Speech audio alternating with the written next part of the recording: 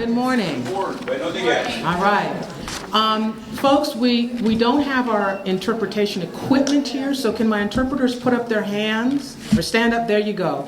So if you do need interpretation for Spanish, please move closer to them, because Buenos Dias has almost exhausted all of my Spanish. Not quite, but it's not going to be enough for all that I know you'll want to say. Go ahead. Oh, she's saying. Thank you. All righty. So I'm calling to order this public hearing of the Los Angeles County Commission on Human Relations. This is a public hearing on policing and human relations in the 5th Supervisory District. So I want to say welcome to everyone here this morning. My name is Isabel Gunning, and I'm the president of the LA County Human Relations Commission, and I'm also a law professor at Southwestern Law School. And I have the privilege this morning and the pleasure of presiding over this hearing today. The very first thing I want to do is to thank all of you. It's Saturday morning. There are other things that you could do. But you're here because I know you care about your community, and we just want to thank you for coming out here, for being patient with us as we get all of our equipment together. So thank you very much.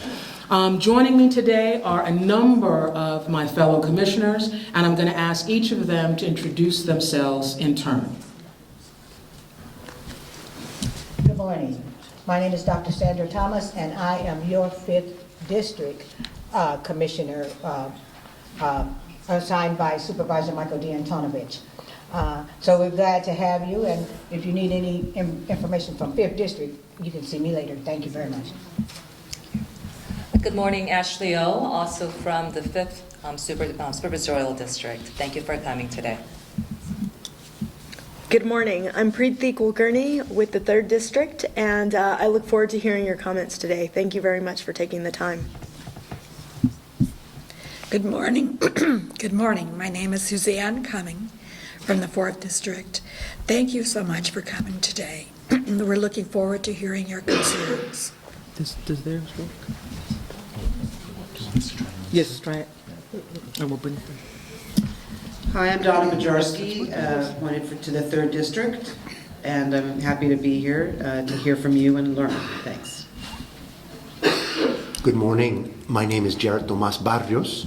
Mi nombre es Jared Tomas Barrios, del Distrito Número 1 de Hilda Solis, from the 1st District. I live in Echo Park. And next to me, Robin, you want to introduce yourself? Sure. Good morning, everyone. Buenos dias. Good morning. My name is Robin Toma. I'm Executive Director of the County Commission on Human Relations and also Assistant Director for Community and Senior Services of LA County. And we're really pleased to be with you here today. So let me begin with just a brief amount of background. The Commission is holding this public hearing on this matter because, as I'm sure all of you know and are here for this reason, policing issues have been front and center in both county as well as national news.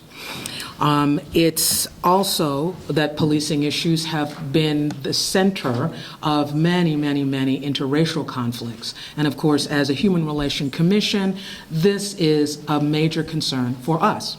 Our commission issued a report calling for changes back in 1965 after the Watts uprising. And of course, we've had the 1992 uprising after Rodney King verdicts. Indeed, our commission's origins actually go back all the way to 1943 when there were Zoot Suit riots. When the 50th anniversary of the 1965 Watts uprising took place, our commission decided that it was time to take stock of the state of policing and human relations in our county, and to hear from communities in the diverse supervisorial districts of this county. And in fact, one of our commission's strategic planning priorities for our 3-year period is, in fact, increasing fairness and equity in the county's criminal justice systems.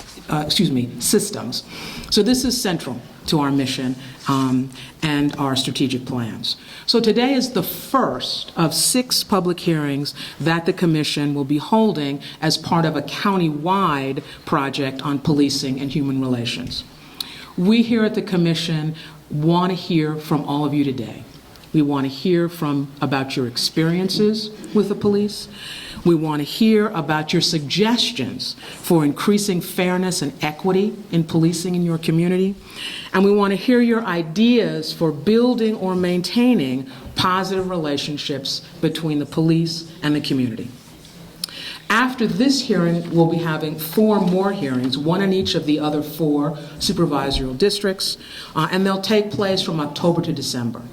We'll have an additional hearing in January that will be to hear from law enforcement representatives. In addition to the hearings, the Commission expects to obtain and is obtaining information about best practices and recommendations for fair and equitable policing from a variety of sources. And our anticipation and plan is that the result of these hearings and additional information will be combined in a Commission report, and it will include recommendations for ways to support strong, positive relations in our communities, and will then collaborate with community groups and law enforcement partners to support the implementation of these recommended changes. So that's the background. Let me say a few points about the process. The first thing is, if you go through those back exit doors, you will find the bathroom. So I want you all to know exactly where they are. And you can come back in through those doors, although please be careful because they can be a little loud. We do have childcare, and if you go out there, you can talk to the folks at the staffing table, but you should be able to see it right up the top of the stairs. For anybody who wants to speak, what we're asking is that you fill out speaker forms. You can put whatever name you want on it. We're not trying to use it to personally identify you. You can get those forms outside with Robert Soule, and just please complete the form and submit them. We're using this just to make sure that everybody who wants to speak get a chance to speak, and that we do it in a very orderly fashion, right? So that we're going to call up people by the speaker forms, not just have you pop up. So I'll actually have your names and call you up 2 by 2 as other people are speaking so that we move it along fairly quickly. Time limit. To ensure that everybody here gets a chance to speak, we're going to ask that you limit your remarks to a maximum of 3 minutes. We've got a clock. Where's the clock? Oh, it's on the chair. I can't even see it. But the speaker will be able to see it so that you can see how much time you have remaining. There'll be a red card, and we're asking you to please, please, please obey the time limit. We want to make, this is a hearing for everybody here, and I know all these issues are really important, but in order to make sure that all of you get a chance to speak, we've got to be able to allocate the time so that everyone here can speak. If you run out of time and we ask you to please sit down, we ask you to respect that, and there are 2 things you can do. One is submit something in writing, because anything that you submit to us, we are definitely going to consider very carefully. The other thing is, depending upon how our time goes, if everyone who has spoken has done so, you can feel free to sign up again and finish your remarks, all right? If you're asked questions, and the commissioners may ask a few follow-up questions just to clarify what you're saying, because we're here to listen, right? Then I'll make sure that you get some additional time to answer the question to make sure that we're clear about what it is you're saying. Just a warning, depending on the number of speakers, we might reduce the amount of time that each person has to speak to 2 minutes or 1 minute. Hopefully we don't have to do that, but I want to warn you now. We might do that again, not because we want to cut anybody off, but because we want to make sure that every single person in this room who wants to speak and give testimony about this important issue gets an opportunity to do so. Respect. We expect everyone here to be respectful, not just with us, but with everyone. So please treat others as you would want to be treated. We have our public hearing protocols. I believe they're at the sign-in table that you found when you came to fill out the speaker forms. And as the chair, I'm going to be responsible for ensuring respectful behavior and creating an atmosphere conducive to a positive environment for everyone to speak. We're all here as a part of the community, so let's join together. Tough issues, hot issues, important issues, that's when we most need to make sure that we get our point across clearly, but also respectfully. Because whatever comes out of this, it's going to be all of us together. So as we're talking about it and talking about solutions, let's do so in a way that is respectful, that keeps us all together and moving forward. So, I'm going to ask you, of course, to not be disorderly or contemptuous or insolent or curse when you're talking to us or referring to other people, and including, again, if I ask you to stop, if the red card goes up, please, just stop, turn in whatever you have in writing, go back to the end of the line.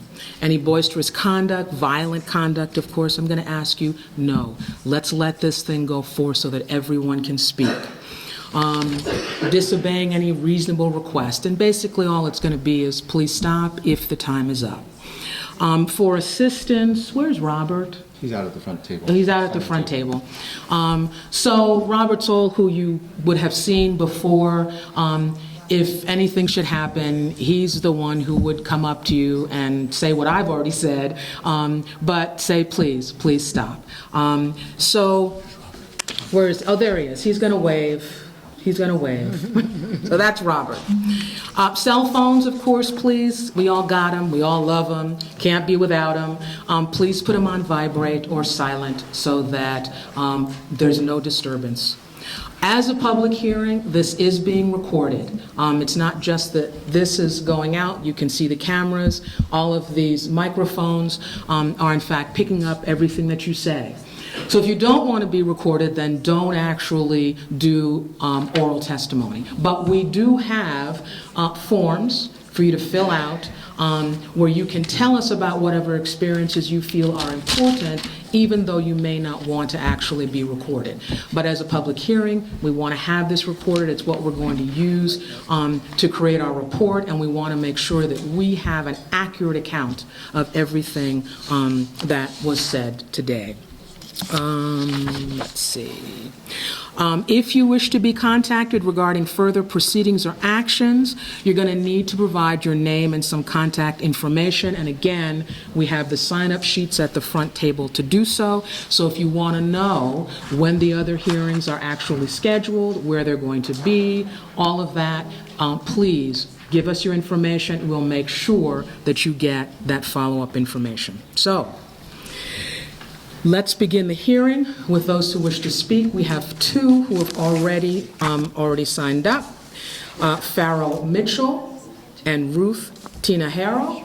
Please come forward. I'm going to say right now, who's next coming up? Oh, yes.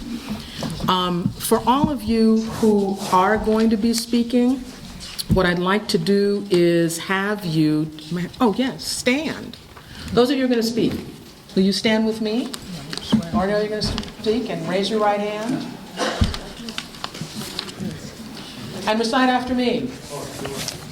I promise to tell the truth, the whole truth, and nothing but the truth. Okay, thank you very much.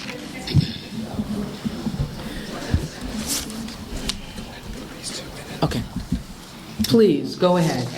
Hi. State your name, and so we know who it is. My name is Farrell Mitchell, and I'm one of the CEOs of the Community Action League.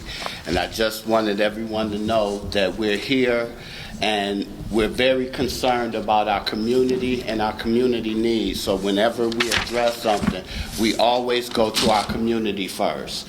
So we invited the community so we can hear from our community, but we also want the community to know we're not here just to hear from our community, but we're also here to solicit solutions on how we can better work together with the Sheriff's Department. Here in the Antelope Valley, as I always say, we will be a blueprint for the nation. So what we want to do is hear the solutions on how we can better relate with the Sheriff's Department and our community together. It's very important that we hear the voices of the community, and that's why we're here today. Thank you. Thank you so much, Mr. Mitchell. Okay. Okay. Good morning. My name is Ruth Sanchez, and today I would like to thank everybody that is here present for coming over. First of all, I am the Vice President of Antelope Valley Latino Education here in the Antelope Valley, a nonprofit organization. We've been at it about 7 years. 7 years ago, we started with the car impound in the Antelope Valley, which is a big issue. Trying to find solutions, we came across an attorney that really helped us out, and I mean, she has been fighting the fight for years before us, but what she helped us was fighting the fight out here in the Antelope Valley. I have to say that things are not completely solved. However, they have changed drastically for the better. I want to commend the Lancaster Sheriff Department because we have had a lot of changes that are happening there, positive changes. And we see, when we first started, they used to be anywhere from 10 to 15 towing trucks in both cities, Lancaster and Palmdale. Now we see maybe 1 or 2. Now we see the reduction. The cars are not being impounded. The cars are being held into the owner, or a licensed driver is able to pass them to get across. So those are just some of the small issues that we see that are that have gotten better. Other issues are we're able to communicate with both departments, able to bring issues that the community comes to us with different issues. Such as police brutality, harassment, or they feel that their rights are being violated. We're going to go ahead, what we do is we hold also the community, responsible, because we understand that this is not a one-way issue. This is an overall issue. And that's why we emphasize on education, educating the law enforcement on how to deal with the community, but also the community how to better, deal with the law enforcement. We also deal with, we have a series of workshops. We do Know Your Rights workshops. We tell them how to handle different issues. We assist them with hearings with law enforcement. And again, we have worked in the past with the National Lawyer Guild, which today I am pleased to say that we have volunteer students here ready to assist anybody that has any issue, and we can go ahead and assist them in any way we can. So I do want to thank them and the National Lawyer Guild for being here, again, supporting us. Another issue that we've been having is with child services. There's a lot of different issues here where children are being removed from their home and put in danger as well. So these are very important issues that also we would like to bring up. You will hear a series of testimonies from the Latino community that are afraid to speak forward, and I'm happy that they are actually have the courage to speak up today, because they are afraid. There's a lot of different issues that people don't understand. The Latino community also have to worry about immigration issues. They feel that when they come forward with these issues, that immigration will be called. So they fall victim once again on this.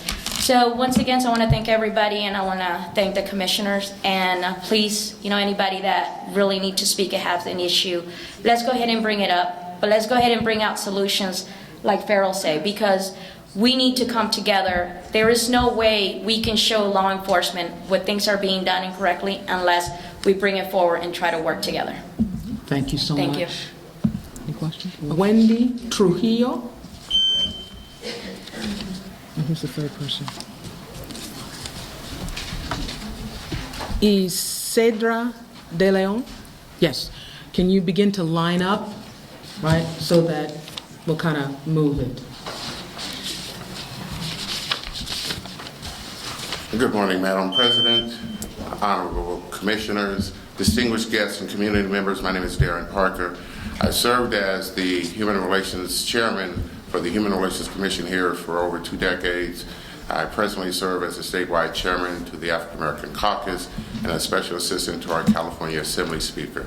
But more importantly, as a resident here in Antelope Valley for more than 30 years, I've seen a lot of change. From when the 2 cities were 10,000 people strong to now over 200,000 people strong. And in that time, we've experienced some unique growth pains, because being part of LA County meant that we were in LA, but actually as you took your drive up here this morning, you can see that we're very much detached from LA proper. As a matter of fact, it's still, a lot of us, more than 70,000 of us, still have to go down below every day to go to work. And down below means going to LA for those that live up here. The unique problem here in the Antelope Valley, and let me be pretty succinct to the commission because we're looking for solutions to help us. We've done great strides over the years with our Human Relations Commission, working directly with this commission and Robin Toma. We've had great strides in our education.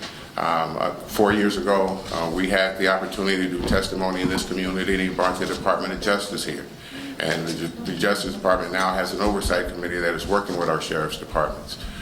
But the root of this problem, as we've grown, we haven't got the resources to be able to truly effectively community police this area. Yes, we have things that are going wrong, and you're going to hear testimony from many people about the things that are still going wrong as we see it in our eyes. But the bottom line is there are not enough deputies here. There has been no serious commitment to do recruitment locally here or to recruit minorities. They don't have the resources to do those type of community outreaches that happen down below in the sheriff's department, where you have those open houses, where it's a real open house, where the police department is not just a place of some place being negative, but a place that the community can gather and all come together to work at a common problem, which is crime in their community. So even though we have problems, what can be done here is what we need to see and what we call the trickle-down effect, that concerted effort that the county puts those extra resources, as we've done in education and other areas, to make sure that we do our total job in making sure we give not only the sheriff's department the resources, but we address on an ongoing basis those issues that come from the community. The crowd that you see in this auditorium today is just the tip of the iceberg. As you saw, we have more landmass than all of down below combined. And until you start to do these type of hearings, until our community can come and tell you those issues which affect them on a day-to-day basis, you're not going to get a real sense of what the gravity of the problem is here. We'll keep putting Band-Aids on it. But we need to see you, and I applaud you for coming here first. I applaud you for taking the agency out into the field, but we need to see these ongoingly. So we catch the people on the far east side that have some unique policing problems. So we catch those individuals on the west side that are latchkey homes and latchkey families. I appreciate your time, and I thank you for your effort. Thank you very much. Madam Chair, I have a question. Oh, I'm sorry, Mr. Parker. There's a question here. Thank you, Madam Chair, and through you to the gentleman. Thank you. Good morning. Good morning. I just had a couple of quick follow-up questions. You had mentioned, and none of us are actually from the Antelope Valley. Correct. So can you just clarify, sir, do Lancaster and Palmdale have their own police force, or do they use county sheriff? They're contracted through the county sheriffs. They have So they're contracted? Yes, sir. And so the recruitment efforts that you're talking about as being necessary are with the county and not actually with the two municipalities? Correct. Thank you. That was my clarifying question. Yes, sir. Thank you so much. Ms. Trujillo? Buenos días. Buenos Good días. morning. Mi nombre es Wendy Trujillo. My name is Wendy Trujillo, Agradezco a Dios por personas como ustedes and I thank God for people like you que se preocupan de ayudar a los que no tenemos recursos para poder pelear nuestros derechos. who are about those who help people like us fight to find certain resources. Yo he sido constantemente amenazada y verbalmente por una oficial, I've been constantly threatened verbally by an official, la hija de la madre foster que cuida a mis niños. De la madre foster que cuida a mis niños. the daughter of Mrs. Foster who cares for my children, Quien con el derecho de portar un uniforme who thinks with the right to wear a uniform, se siente en libertad de poderme amenazar cuantas veces ella quiere feels like she has the freedom to threaten me anytime she wants, y de gritarle y abusar mentalmente y emocionalmente a mis niños enfrente de mí. and to yell and mentally and verbally abuse my children in front of me Durante mis visitas. during my visits. Tengo las visitas monitoreadas, I have monitored visits, así es que también la trabajadora social ha presenciado esto, so the social worker has also witnessed this, pero a nadie le importa. but nobody cares. He sido constantemente acusada I've been constantly accused, por muchas alegaciones y acusaciones, many allegations and accusations, porque me quitaron a mis niños por haber no protegido. They removed my children or took my children from me for not protecting. Pero cuando fui a mi visita y encontré a mi niño así, But when I went to a visitation and found my child looking this way, Y empecé a preguntarles entonces si yo no protegía a mi niño, I began to ask them if I didn't protect my child, ¿quién responde por esto? who was going to respond for this? Simplemente cambian a las trabajadoras Are you just going to switch social workers? y nadie tiene una respuesta. And nobody has an answer. Y esta señora, This woman, protegida por la Agencia de Niños Latinos Unidos protected by the Agency of Latinos Unidos y por el departamento del sheriff, and the Sheriff's Department, me amenazan y me acusan they threaten and accuse me de cosas que son mentiras. of things that are lies. He tenido la desafortunada situación I've had the unfortunate situation de ver cómo amenazan y violentan a mis niños enfrente de mí. to see how they threaten and use violence Y yo no he podido against my hacer children nada. in front of me, and I haven't been able to do anything. Estoy aquí suplicando I'm here begging que alguien, por favor, that someone please haga algo por mis niños. do something for my children. Yo necesito ayuda, I need help. por favor. Please. Thank you. Gracias. Thank you. Okay, I have a question. Yes, yes, yes. Thanks. Actually, I do too. Tengo it- una- Go ahead. Go ahead. Go, you can go una first. pregunta sobre los amenazas. I have a question about the threats. Específicamente, ¿fueron de los sheriffes? Were they specifically from the sheriff's department? Fue la hija de la señora que ella es un policía. Was the daughter of the woman who is actually a police officer. Pero ella dice que I'm not su sure that's what I want to agencia la apoya. But she says her agency Y que ella puede hacer lo que supports ella her, quiera. and she can do whatever she wants. Así es que es Pero mejor. mira, específicamente, ¿cuáles fueron los amenazas? Dígame las palabras, por ejemplo. So I'm asking her, what were the specific threats? Específicamente, ¿cuál fue la- Las palabras de ella, Yeah. que si no me callo, ella me va a meter a la policía, me va a echar a la cárcel como a sus hijos, que tiene el poder para hacerlo, That if I como a mi hijo. that if I don't stay quiet, that she has the power to put me in jail. Que ella puede hacer lo que ella quiera porque ella es policía. That she can do whatever she wants. Que yo no because soy she's a police nadie. officer and that I'm nobody. Okay, gracias. So, what is the name of the person who is doing these threats? Mrs. Foster? Es la hija de la señora que ella es policía y la mamá Foster también. It's the daughter of Mrs. Foster. Do you know what the daughter's name is? Se llama Francesca Beisa. Francesca Beisa. Besa. Francesca Vesa? And she, Amenaza. No. I'm sorry? I was asking if she knew how to spell it. Okay, that's, I thought that too, but, and you say that Francesca Vesa is with the Sheriff's Department, or what agency is she Ella with? trabaja ahí. She Ella es works policía. here. ¿Sabe qué agencia? En la estación de Lancaster. Lancaster. Es lo que sé, yo no sé más nada de eso. Lancaster That I Sheriff's, know De- of. Lancaster Sheriff Deputy. Sheriff? Okay, Yes. thank you so much, thank you. I'm sorry, were there any other questions? I'll take your on the side. All right. Ms. De Leon, and as you are getting ready to speak, can I get Ramirez Laura to come up and get ready, and Terry Glasgow? I'm sorry. Yes? If we ask questions? Yes. Buenos días a todos y gracias por estar aquí. Good morning to everybody and thank you for being here. Porque así como nosotros somos familias latinas de bajos recursos, necesitamos verdaderamente la ayuda de ustedes. Because just as we are Latin families of low income, we do need your help.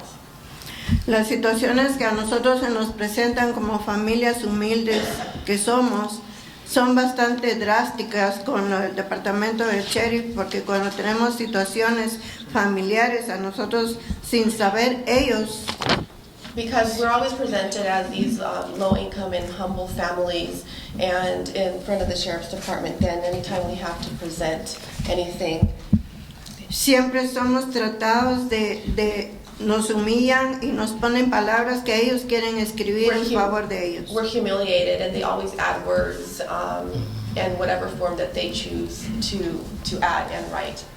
Porque si nosotros llamamos al departamento de sheriff es para tener ayuda, Because if we call the sheriff's department, it's to have help or to get help. no para que ellos nos lleguen a usarnos, insultarnos y decirnos que si no decimos la verdad nos van a poner en la cárcel. And it's not so that they can use us and insult us and tell us that if we don't say the truth, they're going to put us in jail.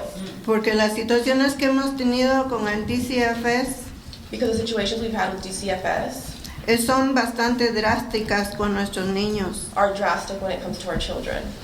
Y ellos en realidad, en lugar de apoyarnos, nos quieren hundir más con mentiras que inventan, que escriben. And instead of helping us, they just want to bury us more with lies and things that they invent or write. Es una de las situaciones con mi nieta, la mayor. Situation with my oldest granddaughter. Ella tuvo una situación en el mall unos meses atrás A few months ago had a situation at the mall. y en lugar de ayudarla, los sheriffs la trataron como si ella fuera una criminal y apenas tiene 15 años. And instead of helping her, the sheriffs treated her as if she were a criminal, and she's only 15 years old. Es bastante duro para nosotros como padres o abuelos que estamos en esta situación Very difficult for us as parents or grandparents who are in this situation. no tener la ayuda adecuada y por eso precisamente agradezco y pido por favor nos ayuden en esta situación. Not to have the adequate help, and that's why I ask and I beg that you assist us in these situations. Muchas gracias. Thank you very much. Thank you very much. Thank you. Oh, question? Go ahead. I'm sorry. Señora, go ahead. Discúlpame, señora. Gracias por asistir y Gracias. participar en nuestra audiencia. Thank you, ma'am, for being here and participating in our hearing. En esa audiencia estamos así colectando los detalles de los casos y por eso es más importante o muy importante si nos pueden compartir un poquito más detalle In this de lo que hearing, estás diciendo que me pasó con la nieta tuya. Si nos puede explicar lo que fue, lo que pasó y cómo es que acusaron y cómo es que y qué salió. in this hearing, what we're trying to do is gather information and details about incidents and situations. So if you can give us more details specifically about what it is that occurred, then that will help us. Por esa razón es de que queremos que tenga la niña un interview por teléfono con video. En este momento ella está en la escuela de programa migrante y la señora coordinadora está de acuerdo de ponerla al teléfono con pantalla para que ustedes puedan escuchar de su propia voz el testimonio de For ella. that same reason, for instance, we're willing to put her on camera. She's in school now, but we are willing to put her in front of a microphone and on camera so that you can hear personally from her what happened and what has occurred in detail.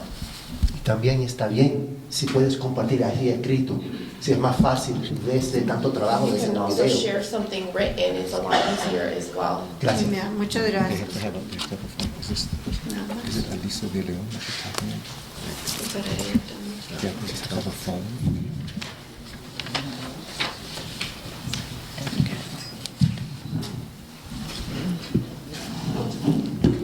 Good morning. Yeah. Yes, hello. Yes, hello. My name is Laura Ramirez. I've been living here since 2004. I have a bipolar kid, diagnosis since he was little. And in 2012, my older son got in an accident. He got killed by a drunk driver. And, we lost my son. Yeah. In 2012, in October 5th, okay? My bipolar kid, he was 14 then. After that, he went out of control, he got a lot of, he got very sick, and the police got called. So they took him for 3 months, because all the time they would have, in court, he had court, something, the judge was on vacation, something happened. Even the people in there were telling us that they never saw something like that. Maybe they don't know where to put him. And I was, so after that, in Thanksgiving, he got beat up by the police, and then and because he was calling me crying, and he got beat up really bad. It's a report, a police report in there too, because I did make that report. After that, he came. He didn't have no criminal record. His only issue was being bipolar, with a lot of mental issues, and so. After that, he came home after 3 months. After that, he started getting sick, and he was crying. He was saying, "Why did you put me in jail? Why did you put me in jail after my brother died? They feed me dog food. They treat me bad. Why? You didn't know what I was in the room, in the little room. They keep me months and months in there, and he was going out of control, out of control. They prescribed him a medication, which it wasn't good for him. But they sent me a letter saying that if I take my kid out of there, they will do something to me out of the pill.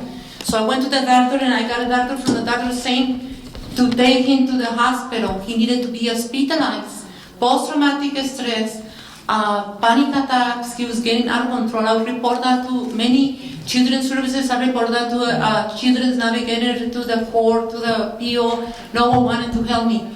I went to court and I told the judge, please help me, help me, help me. My son needs to be hospitalized. My son has mental issues.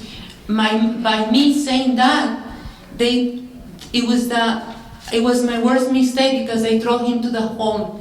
It's like magic word, throw him to the hole. He's an animal, he doesn't deserve. Since that, it's been 4 years, false charges against my kid by the police.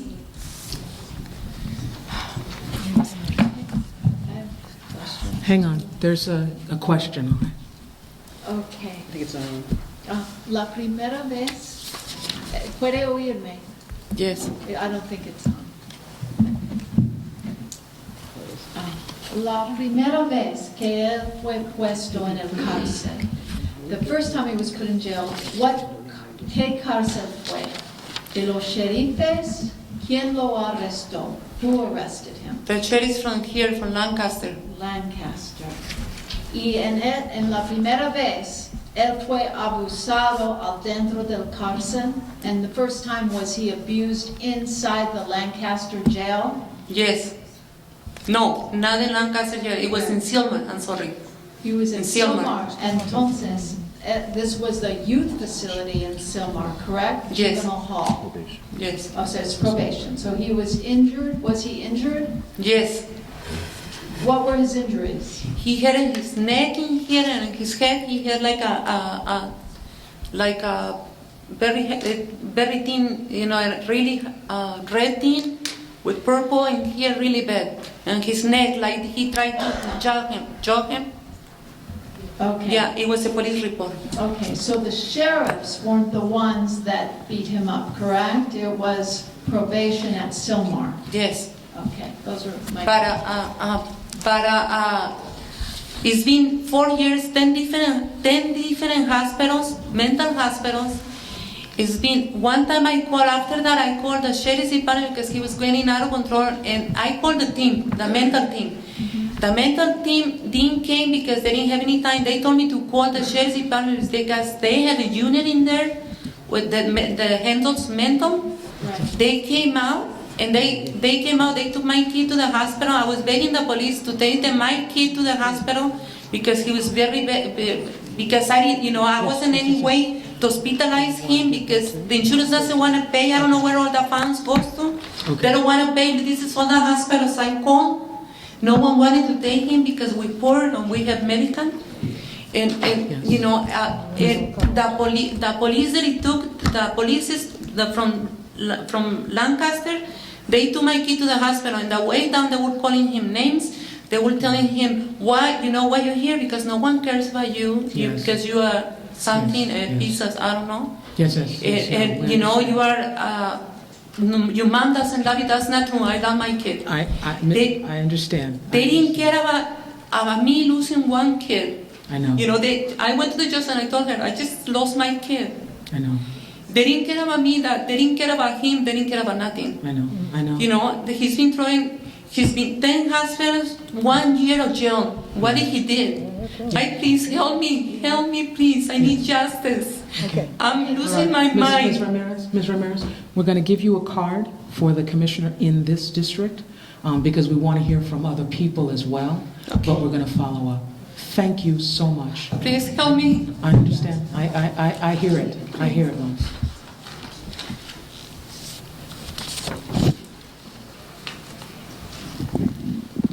Terry Glass. I have Dave Bowman and Edward Browning.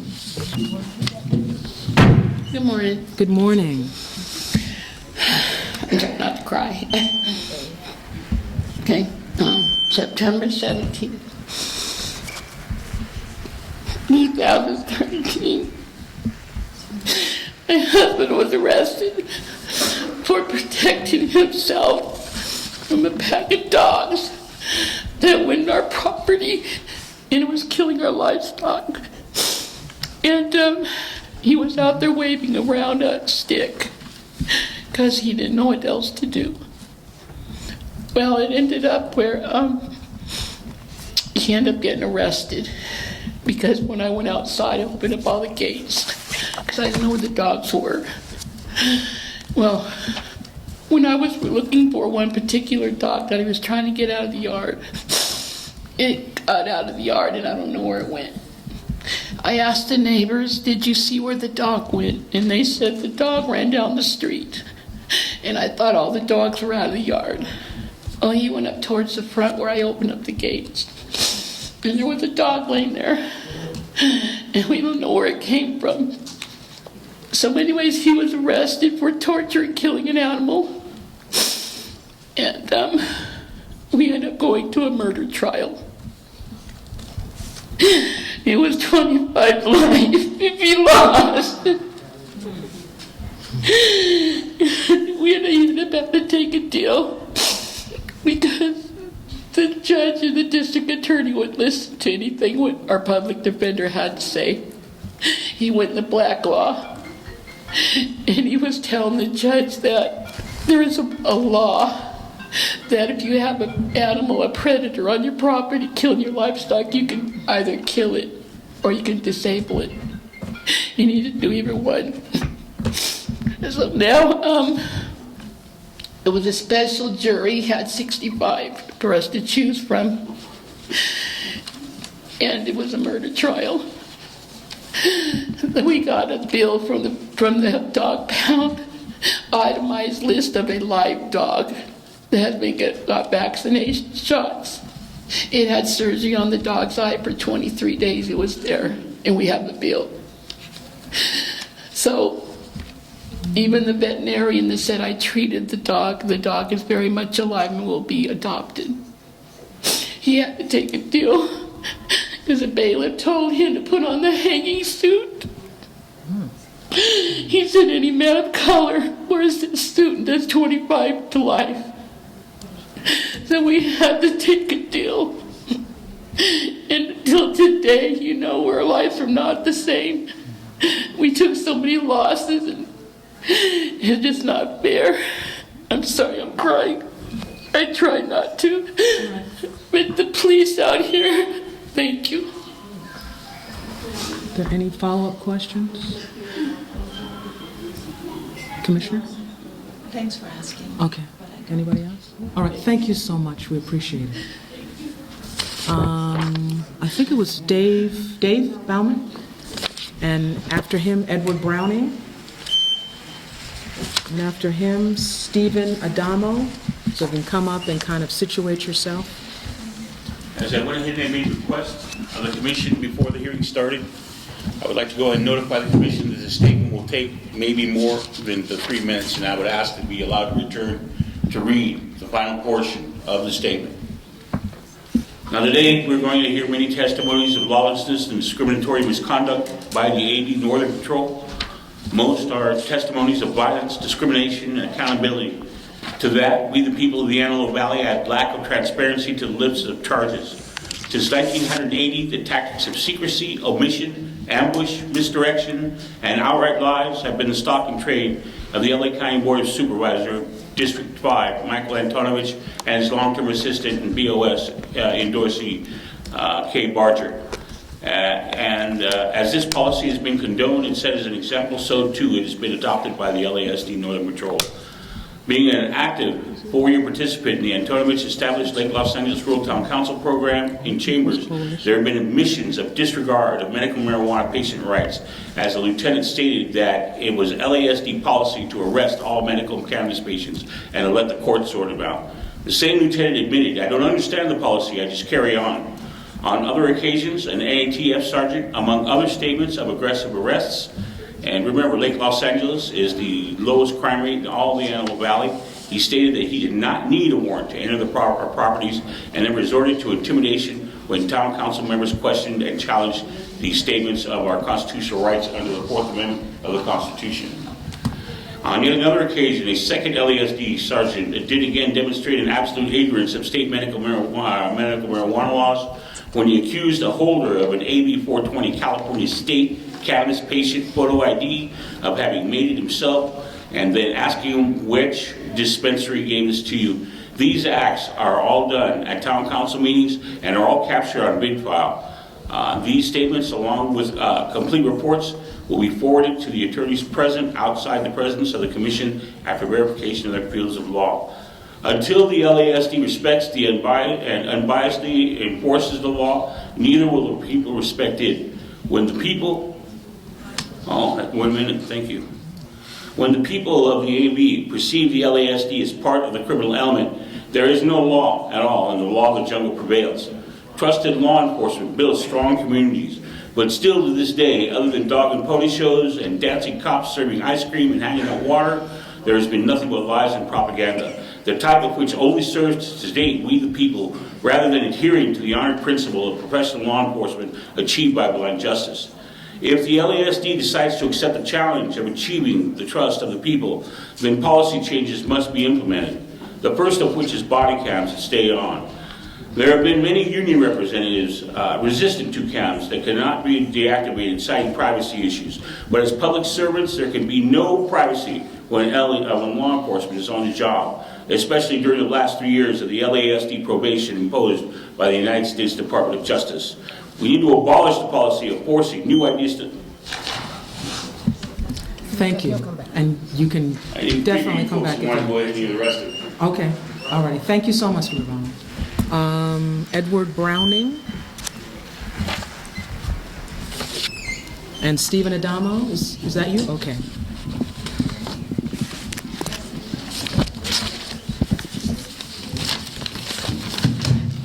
Good afternoon, Council. Good afternoon.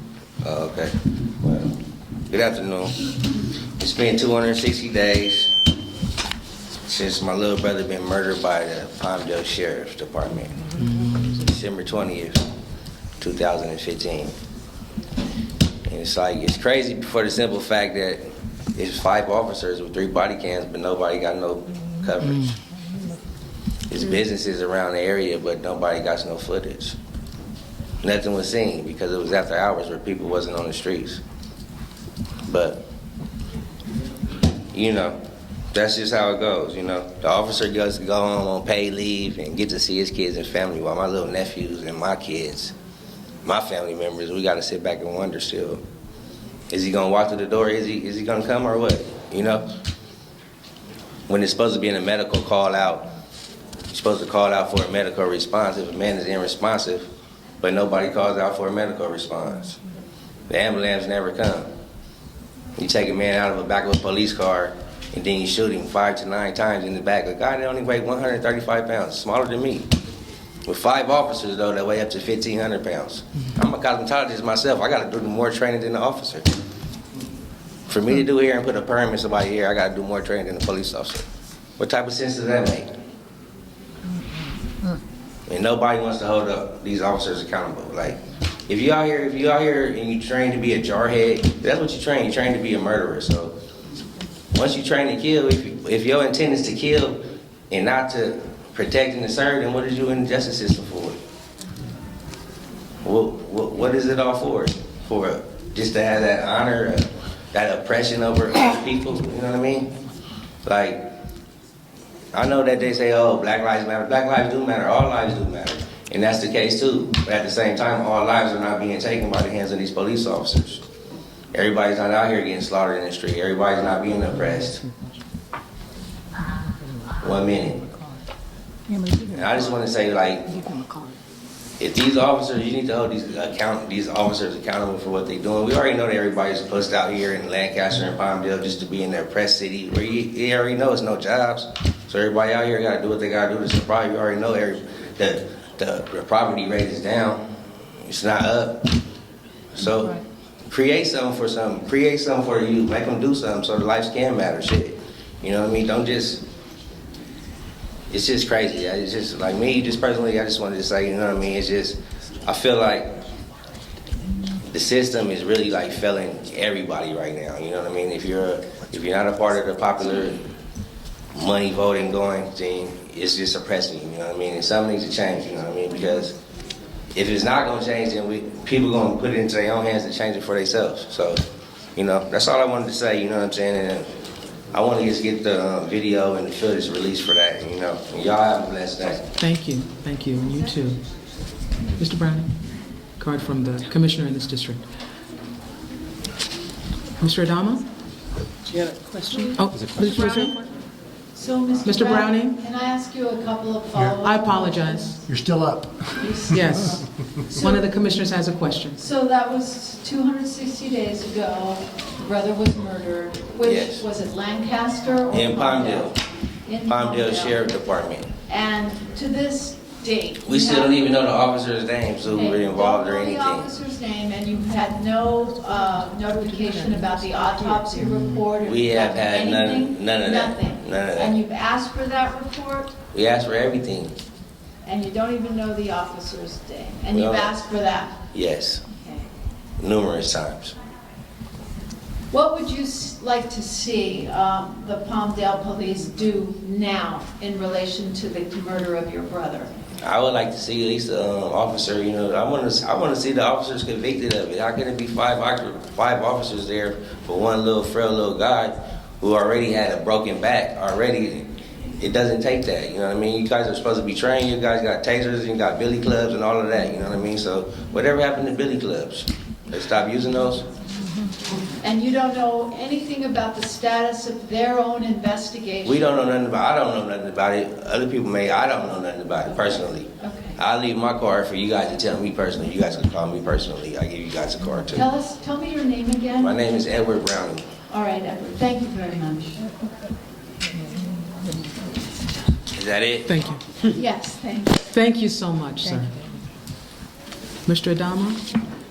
And then I've got Hello. Selena Coleman to get ready. And Okay, go ahead. My name is Stephen. I'm with a nonprofit community art group in Antelope Valley called We Are Cedar. And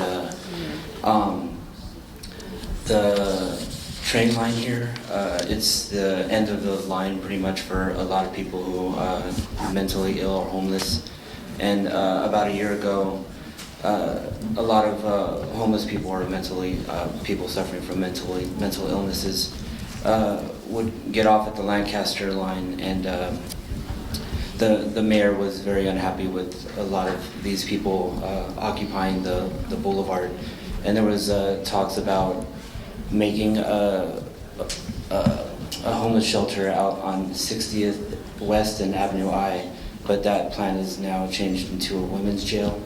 $200 million women's jail, and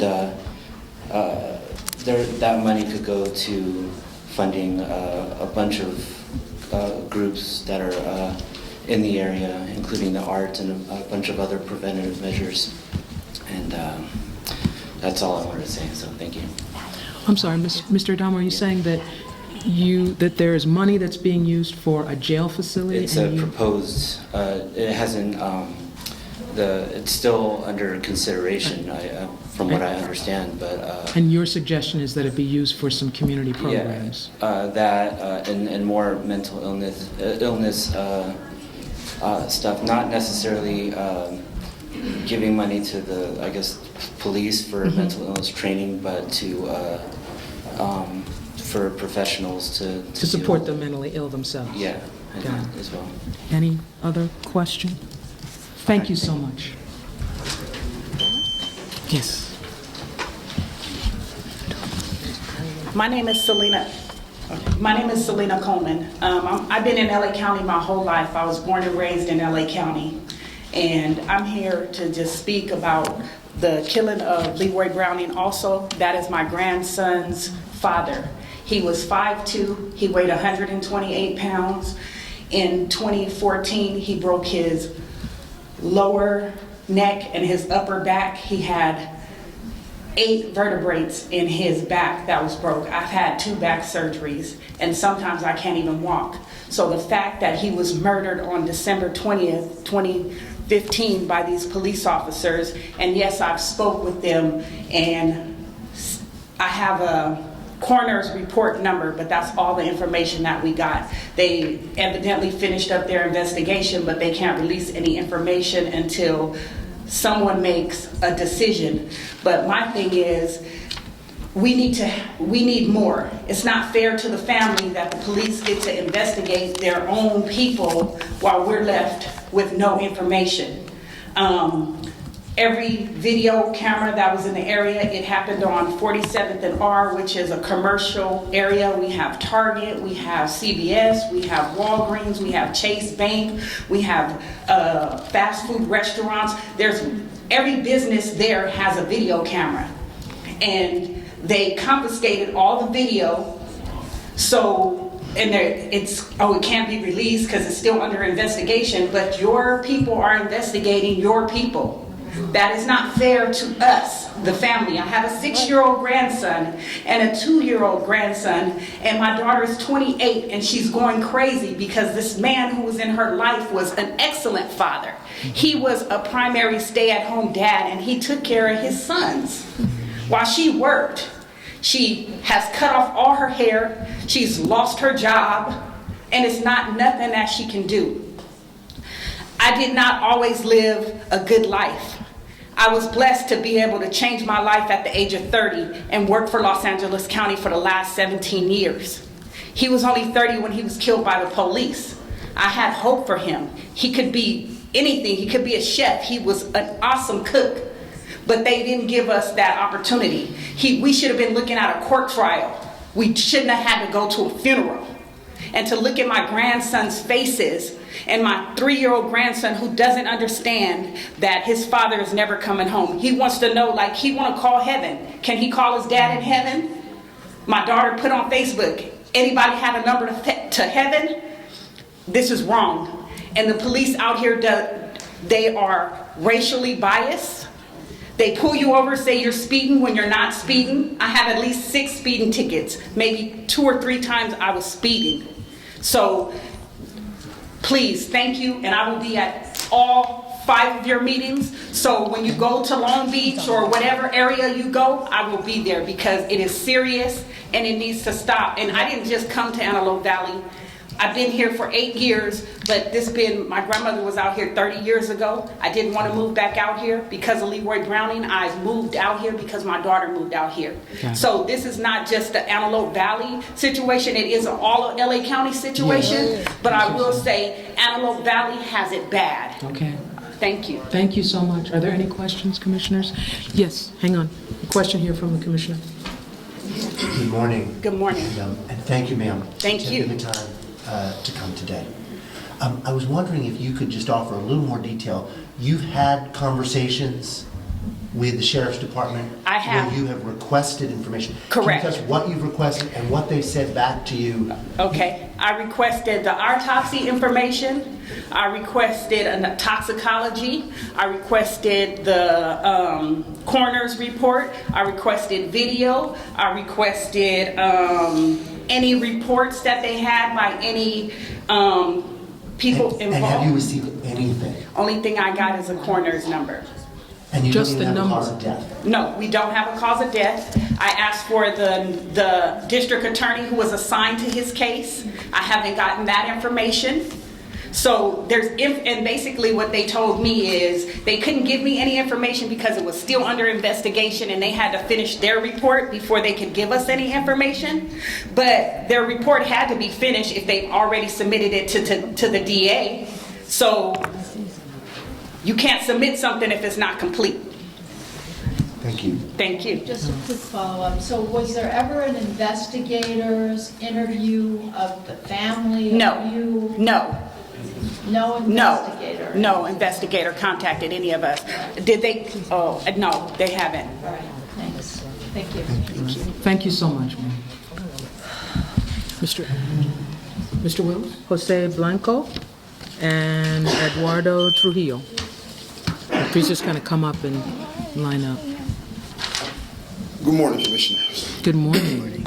My name is Cedric Wills. I'm not very good at speaking, especially over microphones and stuff like that, but you're doing fine.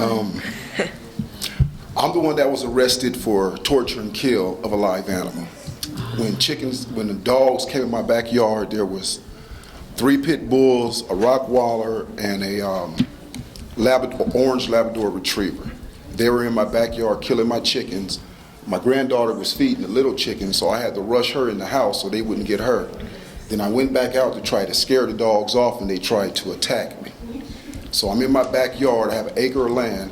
I ran and I picked up a stick. Actually, it was a mop stick, but the mop bristles had all came off, and it was just that little ball. And I used that to defend myself. And I can't tell you if one of the dogs got hit or not, because I was throwing rocks and defending myself, trying to get them off my property. Well, the next door neighbors called the police and told them that the black guy next door is beating his dogs with a stick. Okay. Police came out and arrested me for torture and kill of a live animal. Now, the day before we was to pick my jury, my attorney walked off the case and told the judge, I quit. I'm not going to be a part of a civil lawsuit. I'd rather practice law in another country. Then they gave me another public defender from his office, which didn't ask for a continuance to view my case. This was on a Friday. I came back on a Monday, and they started picking my jury. You know, and I had a special jury of 65 pool jury. I was facing 25 years to life. I got a strike, which I never had no strikes. I was like 19. I lived in the state of Indiana, and I had a conspiracy charge to commit a robbery. They said I knew somebody who was going to do a robbery, and I didn't call the police and tell them, so I got a conspiracy charge for that. Okay. Anyway, they used that to strike me. And I was 19. I'm 57 now. I haven't been in no trouble since then. And so now I got a strike. I just got out of prison not long ago, and I'm fighting the charge. I have a case. My case is pending. Mr. Ballman is helping me with my civil rights part of the case. My rights have been violated. They told me when I didn't have clothes to wear, the bailiff told I didn't have clothes to wear in court, and the bailiff told me to put on my hanging suit, because every man of color that put that suit on got 15 or 25 years to life. And I had to put that suit on and go in court with that suit on. And so the judge called the district attorney and the district attorney's boss, and they told him if I take a 3-year deal with halftime, that I wouldn't be facing 25 years of life. And so I had to take the deal. Got it. Thank you. Thank you so much. Are there any questions, commissioners? I have Yes, there's a question here, sir. The bailiff that was in the courtroom who said put on your hanging suit, which courthouse was that? That was Antelope Valley Courthouse in Tonovich, yeah. Antelope Valley. And that was a sheriff's deputy? Yes. Bailiff, right? Yes. Okay, and how long ago was that hearing? That was in 2013. 2013. Okay, thanks. Thank you so much, sir. Jose Blanco, come on forward. And as he's coming forward, I have Edward Trujillo, and who else is coming? Cecilia Trujillo.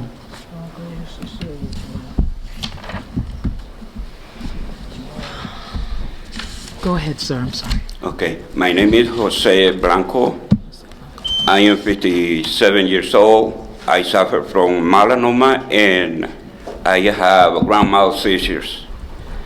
February 2014, I was arrested by the Palmdale Sheriff Department because I was having an argument with my ex-wife at that time, and they came at home, Chicago. So they came at home, and after all of that was there, she said, just hold him up until I go from the house. One of the officers that arrested me, he says, I'm not letting go of this. If you excuse me, SOB. Mm-hmm. I will charge him.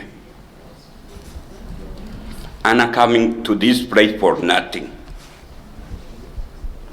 So I was arrested. While I was in the squad car going to Palmdale station, his remark was, there is one less wetback that I will have in my area. At that moment, I hadn't spoken anything. So still, you want to tell me something?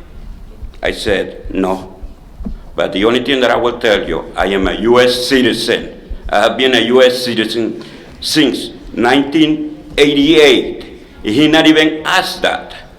How come he was telling me I was a wetback? That's a racial smirk, you know. Mm-hmm. And to do that, and then while I was going, you know what? We had the pleasure to take you back to the border, he said.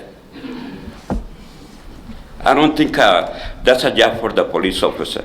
I spent 9 months in jail for something that I didn't deserve because I'm sick. When he was putting me the handcuff, because I am partial paralyzed on my left arm, that I cannot move it this way, he jerked it, and I screamed and I said, I'm paralyzed. So he had to put 2 handcuffs on me. And still, he did not respect that. I had never done anything in my life until that day that she was calling the police officer. So, and then I went to jail, and the public pretended they were throwing the ball one another. I spent 9 months until the last one says, if you declare yourself that you did it, you're going out today. And then the other public defenders, they were just dropping the ball one to another. There were about 5 public defenders that they were involved there. None of them that helped me until there was one lady that came and said, I will take you out, but you have to take the deal.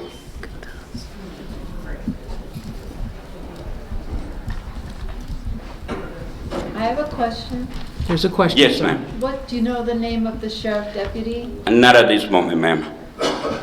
This arrest was in February of 2013 and it was... 2014, February Okay. 17, Have you 2014. seen the sheriff deputy since in the community? No, ma'am, because I moved out from the community. Because I'd rather be out.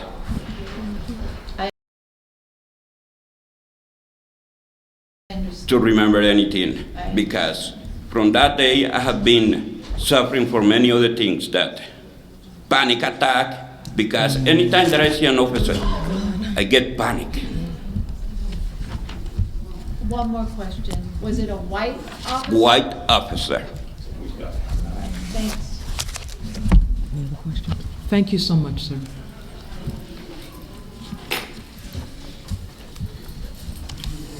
Mr. Trujillo?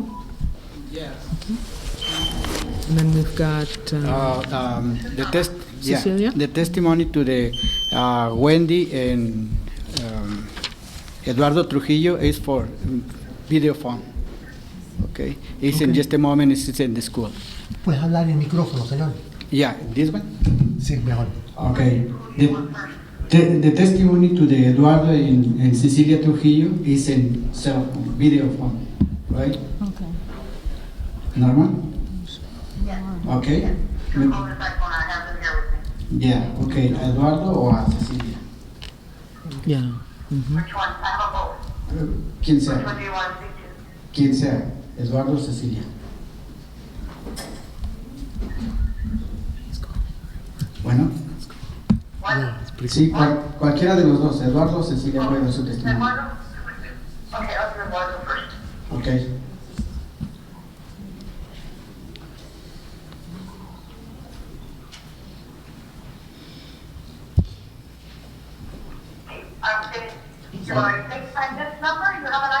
Ya, su nombre, tiene 3 minutos y que empiece a hablar. ¿No quieres la cara? No, Sí, está, ya. Okay. Okay. ¿O te hablo a ti? Sí.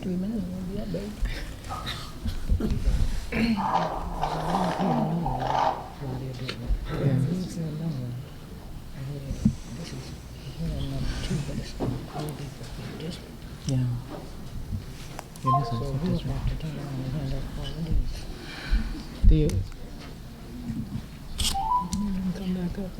Do you have it? Okay. Okay. Sorry. We might need to get somebody else up here while you get the technology.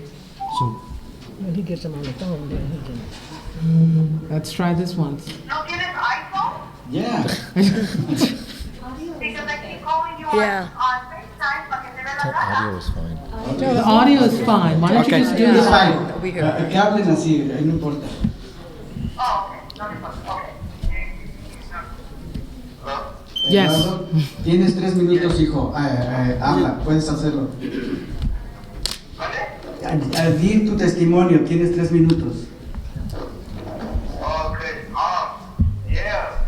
Pero ellos, no sé, porque cuando todo pasó esto, me trataban diferente. No querían que estaban con mis hermanos, me trataban como que si yo había hecho, I'm como gonna si yo need to fuera have un some criminal. translation. Y después, a la señora una vez le detení la puerta y le quería dar un handshake. Pero Sí. ellos nada más me miraron así. Eduardo, habla en inglés, hijo. ¿En inglés? Sí. Alright. Yeah. Okay, so what I was going to say is that one time I was holding the door for the trabajadora, for the social worker, and she didn't even like give me a handshake. She looked at me, and then she walked away. Like she looked at me like if I was like some criminal or something. And I didn't like that. And I was like, okay, it's okay. And then after that, right now, I can't go to the visit because they're telling me that I can't go. And it's not fair. It's not fair because I like to see my brothers. I want to see them. I want to see them. I know they miss me because my mom tells me like, oh, where's Eduardo and everything. And I know this because I always, when I'm with them, I'm happy. But they took away the visits from me. And then they don't want to let me see my brothers. And then after that, they're trying to tell me that I have to leave the house. I mean, I don't know if that's right, because I don't want to leave the house. I want to be there with them, But I don't know. And then I don't like how they treated me when I was there. They treated me bad because when I was there, like if I was like somebody else, nobody wanted to talk to me. Nobody like. When we went to a visit, they blamed me for something I didn't do. They blamed me, they said that I hate my brother. And they were taking care of us at the visit. They were taking care of us. They said that I hit him. And then after, they called me up, right? And they said, oh, well, your brother Alex said that you hit him. And I'm like, what? No, I didn't hit him. And then how can I hit him if you guys are taking care of us, right? They were like, okay, we're going to call him up. They called him up. My brother came, and then he's like, the social worker, I think it was Wendy, she said, okay, Alex, what happened? And then Alex said, oh yeah, my brother Eduardo, we were playing Brusco. He said it in Spanish, and he never called me Eduardo. He called me Taco, because before they couldn't say Eduardo, so they called me Taco. And then they said, my brother Eduardo, and I was like, what? That doesn't sound right. And then he used the word brusco. And we never used the word brusco. We didn't even know what that was. Because we're from Guatemala. We didn't know what that was. Eduardo, se acabó tu tiempo, hijo. Alright. Okay. Any questions? Te van a hacer preguntas. Yes, go ahead. Please. Caballero, muchas gracias. ¿Me oyes? ¿Te escuchas? Sí. Usted puede traducir para que me oigan. Lo con quien estaban hablando, ¿ellos eran trabajadores sociales o habían miembros de la policía también? Con las personas que estabas tú hablando, ¿eran trabajadores sociales o también eran sheriffs? My question. Eran las trabajadoras sociales y también las de los niños latinos. ¿Puedes traducir? Sí, las preguntas que te están haciendo, contéstalas en inglés, ¿ok? You can answer in English. Hazlo otra vez. Yeah. The question was, Yeah, you should say it in all English. that was And the social workers from niños latinos. So the social workers are from a group called Niños Latinos? Yes? Eduardo, repite otra vez. It was the social workers, our regular social workers, and the social workers from niños latinos. Were there any police involved? ¿Estaba envuelta la policía ahí? ¿Estaban los sheriffs ahí? No. Okay. Any other questions? No? All right. Thank you very much. Ok, es todo, hijo. Yes. Yes, thank you. Okay, ¿quieres que nos pase la nota? A tu hermana, ¿A Cecilia? Cecilia. Alright.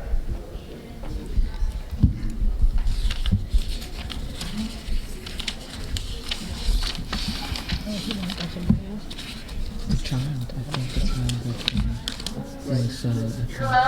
Ceci, tienes 3 minutos, ¿ok? Okay, okay. Adelante, en inglés. Okay, pero what do I say? Da tu testimonio de lo que ha pasado dentro de contigo, ¿ok? Como like social worker? Yeah. Okay. Well, we've been in the system for a year and like 5 months already. And honestly, what I have to say about the social workers is that they don't do their job correct because like our social worker, she never answers us and we call her into live so many times. And we don't get our visits as we're supposed to. I mean, I get it. They're sometimes busy and stuff, but they gotta realize we took us away from our family and that we need time and we need to see them and stuff. And I don't think it's fair because they want us to do things for them, but they don't do anything for us. And about our foster it's good sometimes, but at the same time it's not because we get treated like a whole different person. Like, they like, I don't know how to say it, but it's really hard. And about visits, I feel like it's unfair that they just tell us what we can and we cannot eat or what we can give our brothers and sisters. And I just feel like there's a lot of judgment and confusion. That's it. Okay. Thank you so much. Okay. Gracias, hija. Thank you. Okay. Any questions from anybody? No? All right. Thank you very much. And tell her we said thank you for giving her testimony. Gracias, hija. Okay. Ahorita, yo le hablo, okay? We've got Alisa De Leon. It's here. Oh, okay. Okay. It's another video. Okay.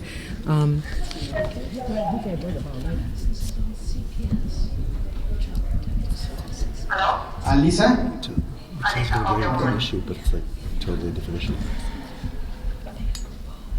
And as we're waiting, who will follow is Maria Alisa. Gutierrez. Maria Gutierrez, Marta. Tienes 3 minutos, hija. Habla de tu And Maureen testimonio en el Feldman. mall. To come on up. ¿Recuerdas?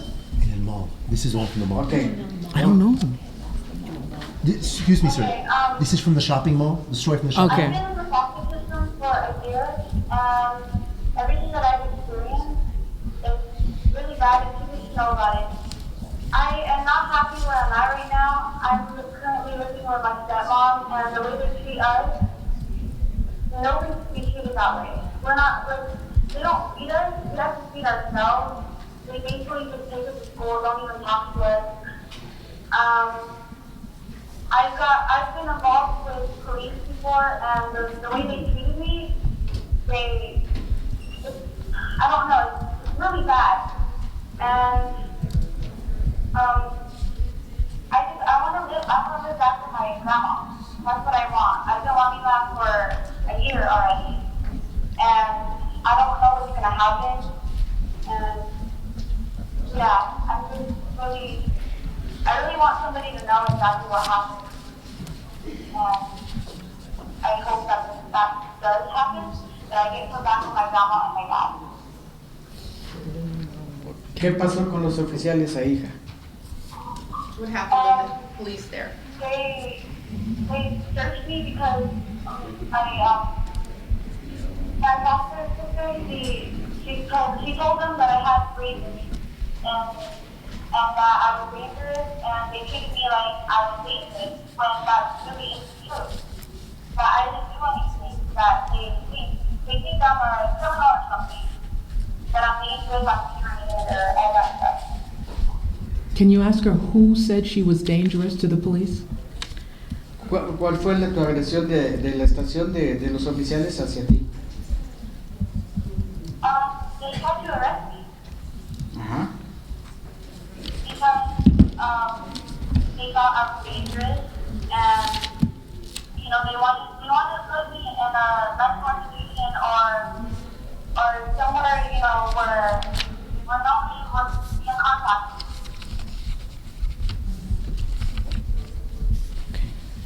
Any other questions? Okay. Es todo, hija. Okay. Alrighty. Sí, mija. Yeah. Thank you. Gracias. Please tell her thank you very much for her testimony. Okay, gracias, hija. Okay. Maria Gutierrez? Okay, come on up. And as you're coming up, Maureen Feller, can you kind of come on up to the table here? And after Ms. Feller will be Cynthia Beverly. So you can kind of begin to move your way in that direction. That was the child on the phone. Mhm.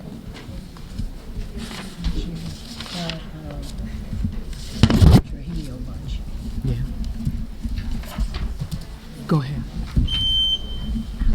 Okay, buenas tardes y gracias Buenas tardes. primeramente, ¿verdad?, por estar aquí y tomarse su El tiempo. micrófono, por favor. Yes, yes, please. Ahí está, la otra. Okay.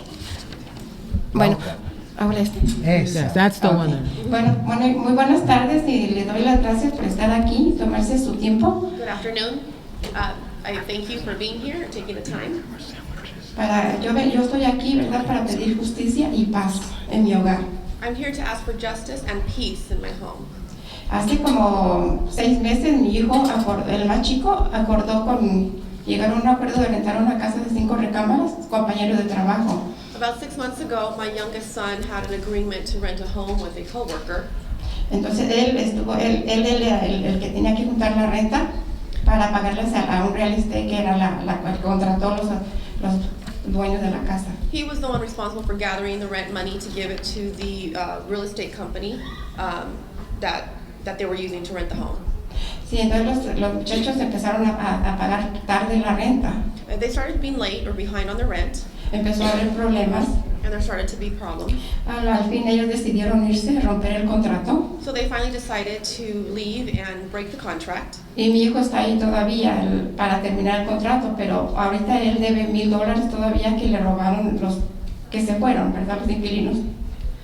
But my son is still there, trying to wait until the contract ends. But he is behind $1,000. But there was money that was stolen from the other tenants. Él no se está negando a pagar, pero no tiene ahorita el dinero y la real estate está llegando a la casa y ella, si ve que no tiene seguro la puerta, entra. He's not refusing to pay, but he just doesn't have any money right now. So when the realtor goes to the home, if she sees that he is not there, she just walks in. Los que se fueron también, los muchachos que se fueron también llegaron con la policía. The ones that left or moved out, they also went to the police. Y la policía, sin pedir pruebas de que eran sus cosas, ellos entraron y se llevaron, y les permitieron llevarse cosas que no eran ni de ellos.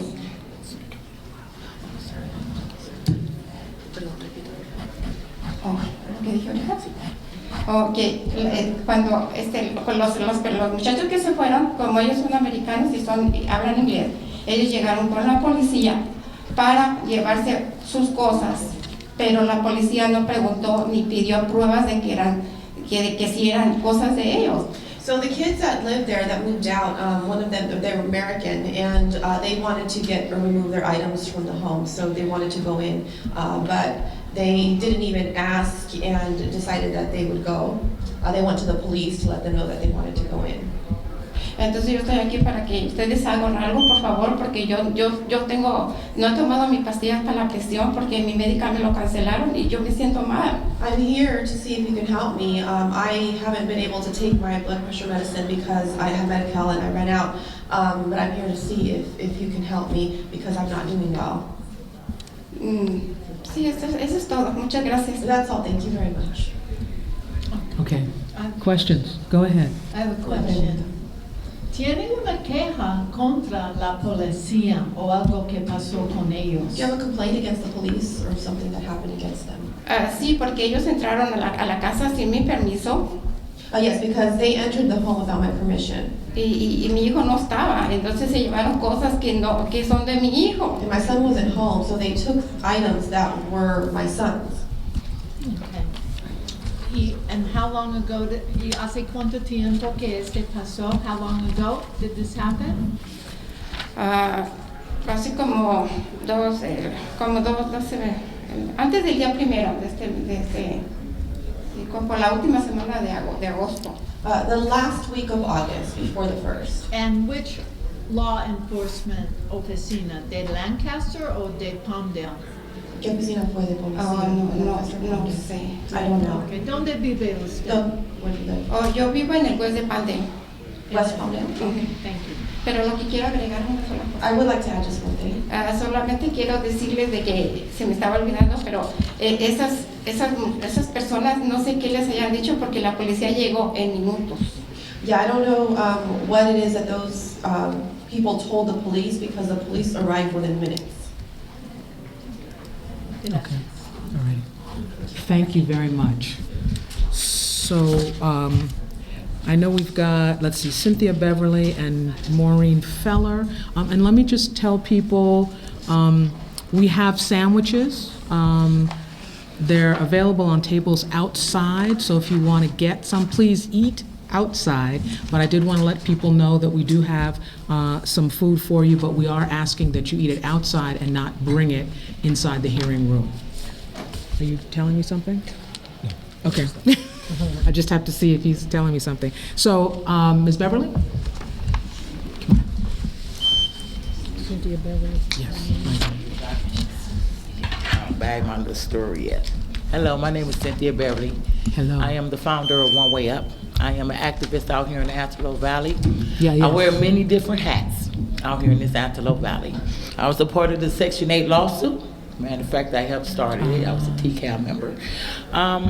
Actually, I have 3 different stories in one, so I got to hurry up with this time. I was arrested back in 2012 after the Section 8 lawsuit. I was arrested by the Palmdale Sheriff Station. Kim, Camp, and Gross. Matter of fact, they falsified paperwork on me and they falsified documents on me. They had me to go to court out here in the Antelope Valley. When I was arrested, they wouldn't even give me a drink of water. From there, they took me to the hospital because I have diabetes, and they said it was okay to book without even giving me medication. From there, they had me, I had to do a jury trial. They made it like it was a felony case. And they sent my case down to Norwalk. And when they sent my case down to Norwalk, The judge stated this inside of a jury trial. He actually, inside of a jury trial, he stated this. I cannot believe the waste of public funds that was spent on this case. Starting at the sheriff department, going down through the district attorney's office and coming down here to the judicial system. The fact that this case was even filed by the district attorney's office is an embarrassment. It doesn't even rise the level of a civil restraining order. This case has been dismissed. Now after that, my son, both of my sons were arrested for a burglary case in LA. Detective King, I just asked this man his name. Excuse me, sir, what is your name? I don't have to tell you my name. He's done, he's done. I'm gonna stick a fork in him, he's done. Filed a complaint. No one did anything. Well, the sheriff department came back to me at headquarters, because he's over crime bureaus, and his little partner wrote this and said, oh, well, we taking actions. No one took anything. So after that, I went to the Board of Supervisors. I spoke to the Board of Supervisors about this. They said, well, after the case is over, then we can see what we're going to do. Nobody did anything. During the jury trial, though, this man walked up to me and started screaming at me in the hallway. Why are you looking at me? Why are you looking at me? Don't look at me. So after the jury trial was over, they had him and his crew was outside in front of me and my family. Went out there, started smoking cigars, started taking pictures, all in front of me and my family, like they just did a modern day lynching. Each and every one of these officers, Kim, oh, okay, my time is up. I do have a question. Yes.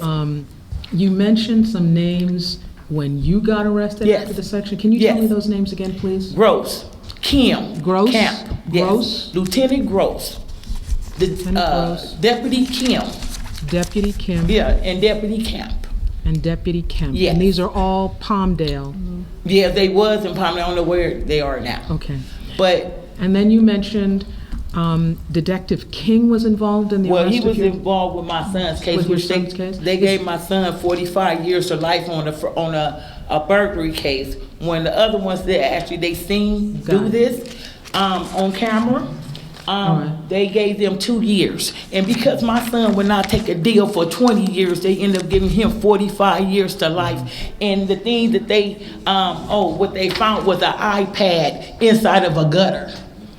Okay. You hear what I'm saying? Yeah. Now Yeah. my other son is convicted. I mean, he's going to court right now. Yeah. And he was shot, right? My youngest son was shot.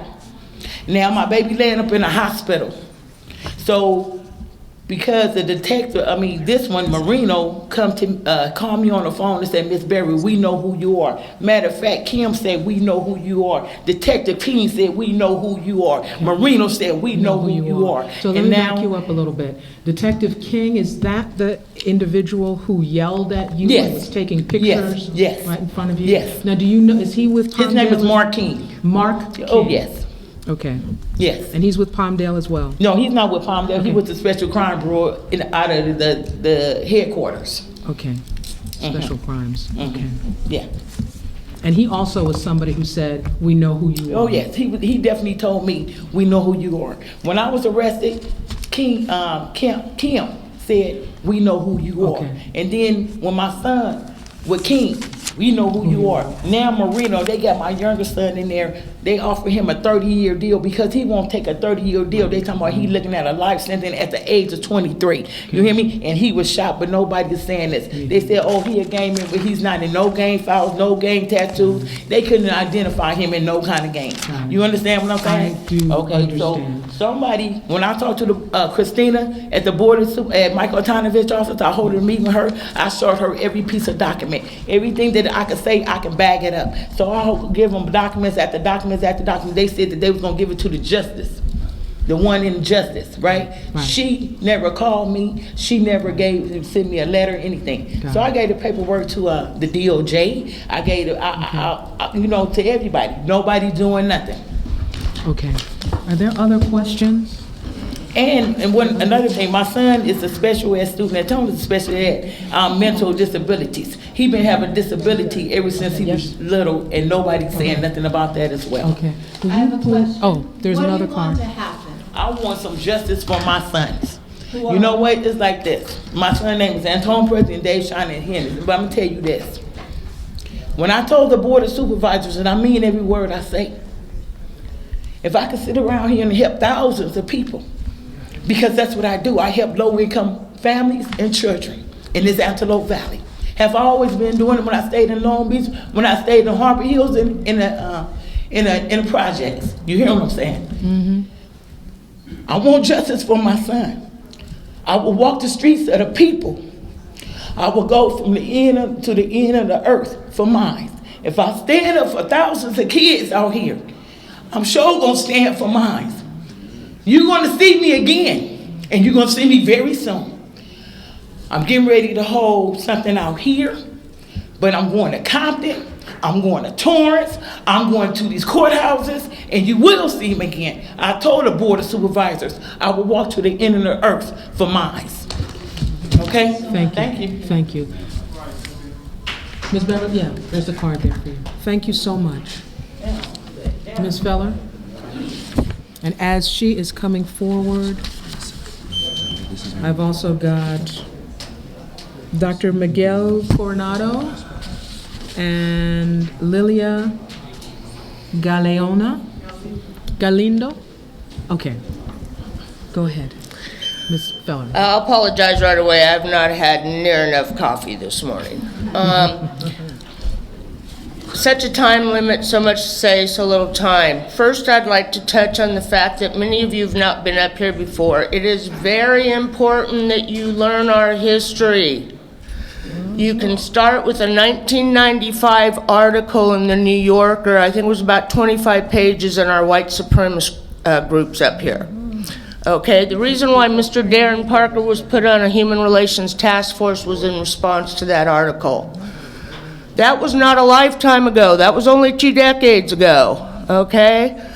I see the fallout from it every day. Our courthouse is a pipeline from our schools to our prison. The other part of our history you need to know is we make money on incarceration. We have a prison up here. That's what Antonovich gave us.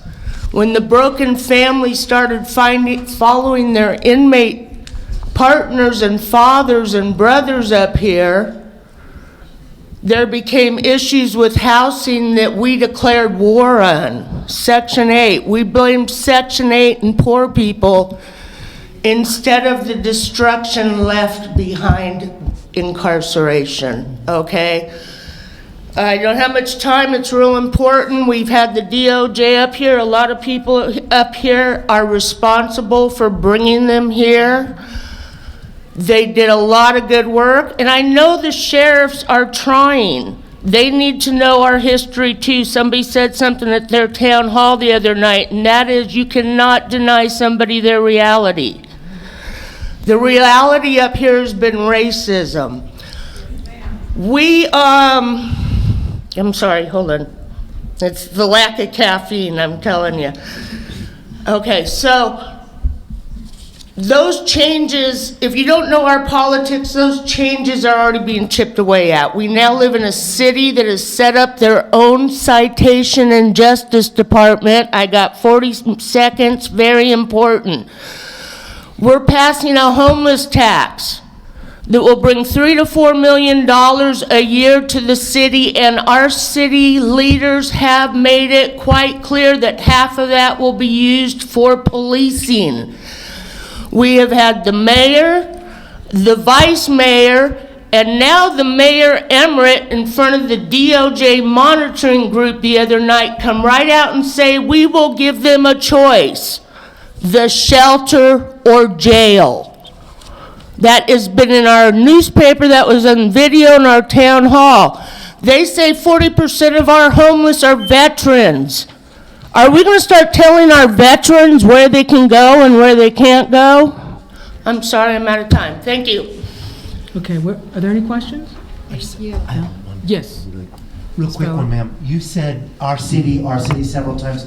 Are you Palmdale or are you Lancaster? I am Lancaster. Lancaster. Thank you so much. We appreciate it. Come on in. Good morning. Good morning. Are you? Commission. Yes, go ahead. It's a pleasure. Miguel Coronado.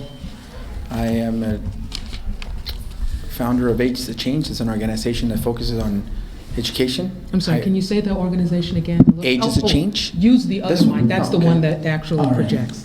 I'm a founder of an organization with my wife.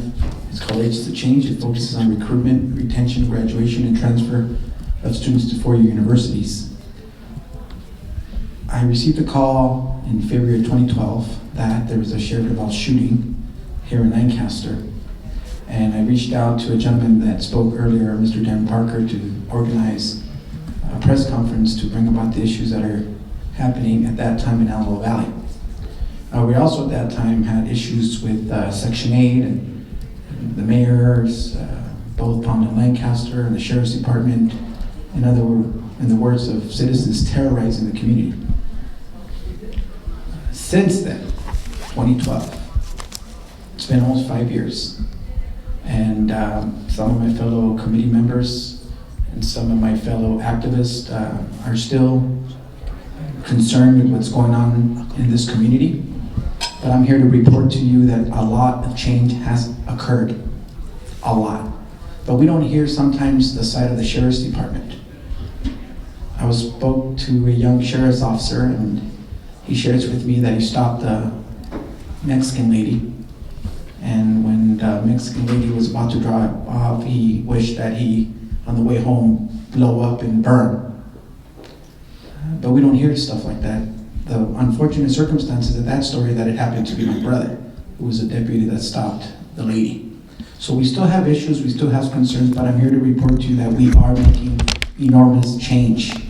And I was hoping that this committee had met with us maybe in 2012, 2013, 2014, 2015. It's 2016, the middle of 2016, the year's about to be over.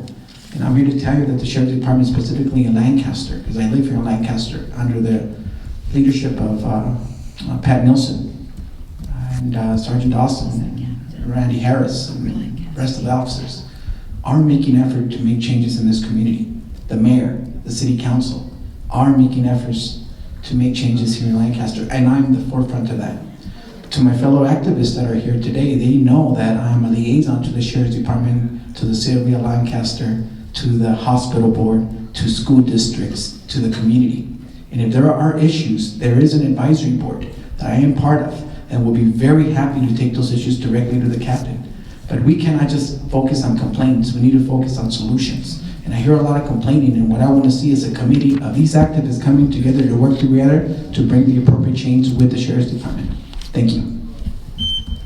Thank you. Any questions, commissioners? I'd like to say something. Can you? I've heard that there's no California Constitution in this valley. Okay. Have you signed? Council is proud of it. Ma'am, have you signed up to speak? Because we want to hear more of you if you want. I'm sorry. Please. Believe it or not, I have a question for Dr. Coronado? Yes, for Yes. Dr. Coronado. Okay, please help her to sign up. And Dr. Coronado, there's a question coming in for you.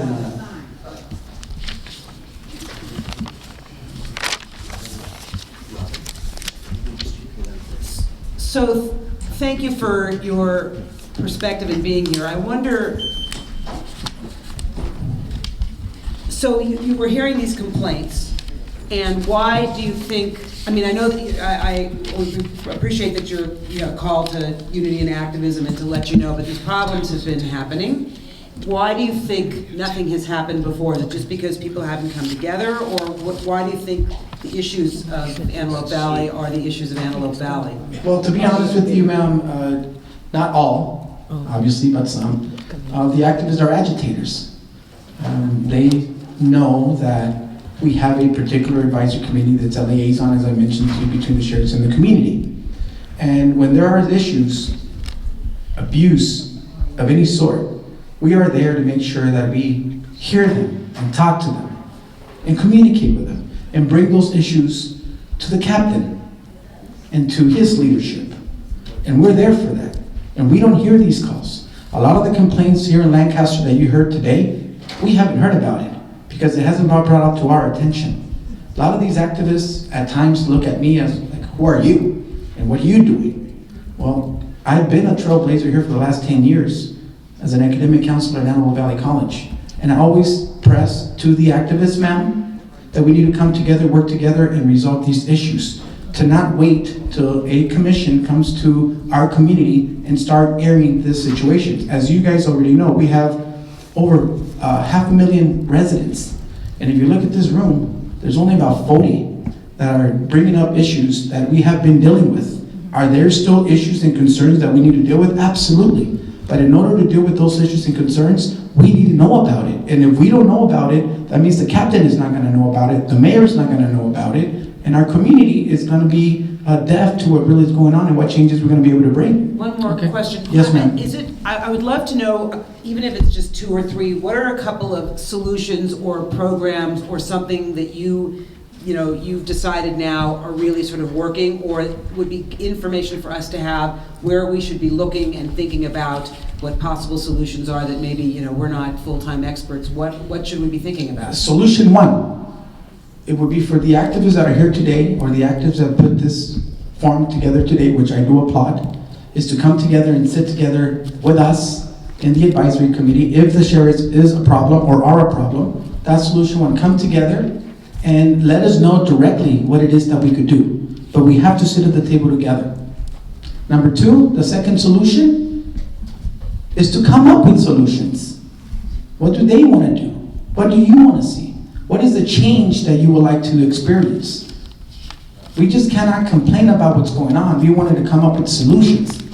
Solution number 3, find an organization that is currently in existence, find a leader that is currently active in the community, and get involved with them and figure out how it is that together we can start bringing these issues to the community, and specifically to the Sheriff's Department, and of course the mayor, which I serve.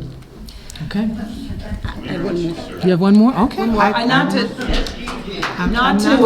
Okay, go ahead. Not to.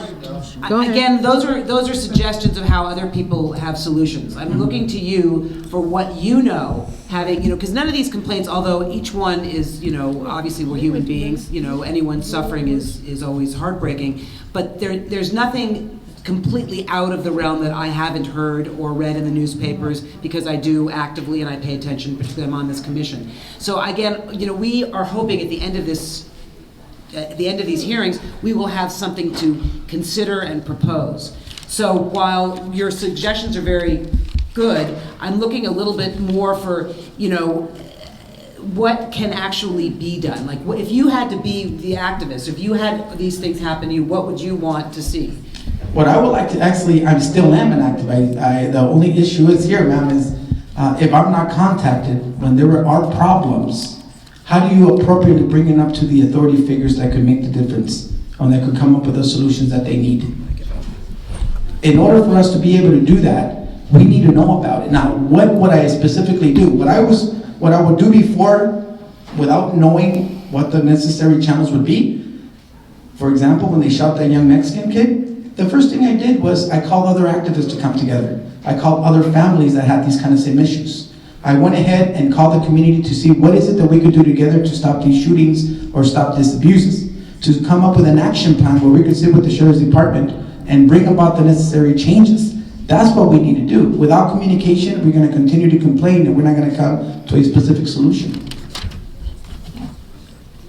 Any other questions? Thank you, ma'am. Thank you so much. Thank you. All right.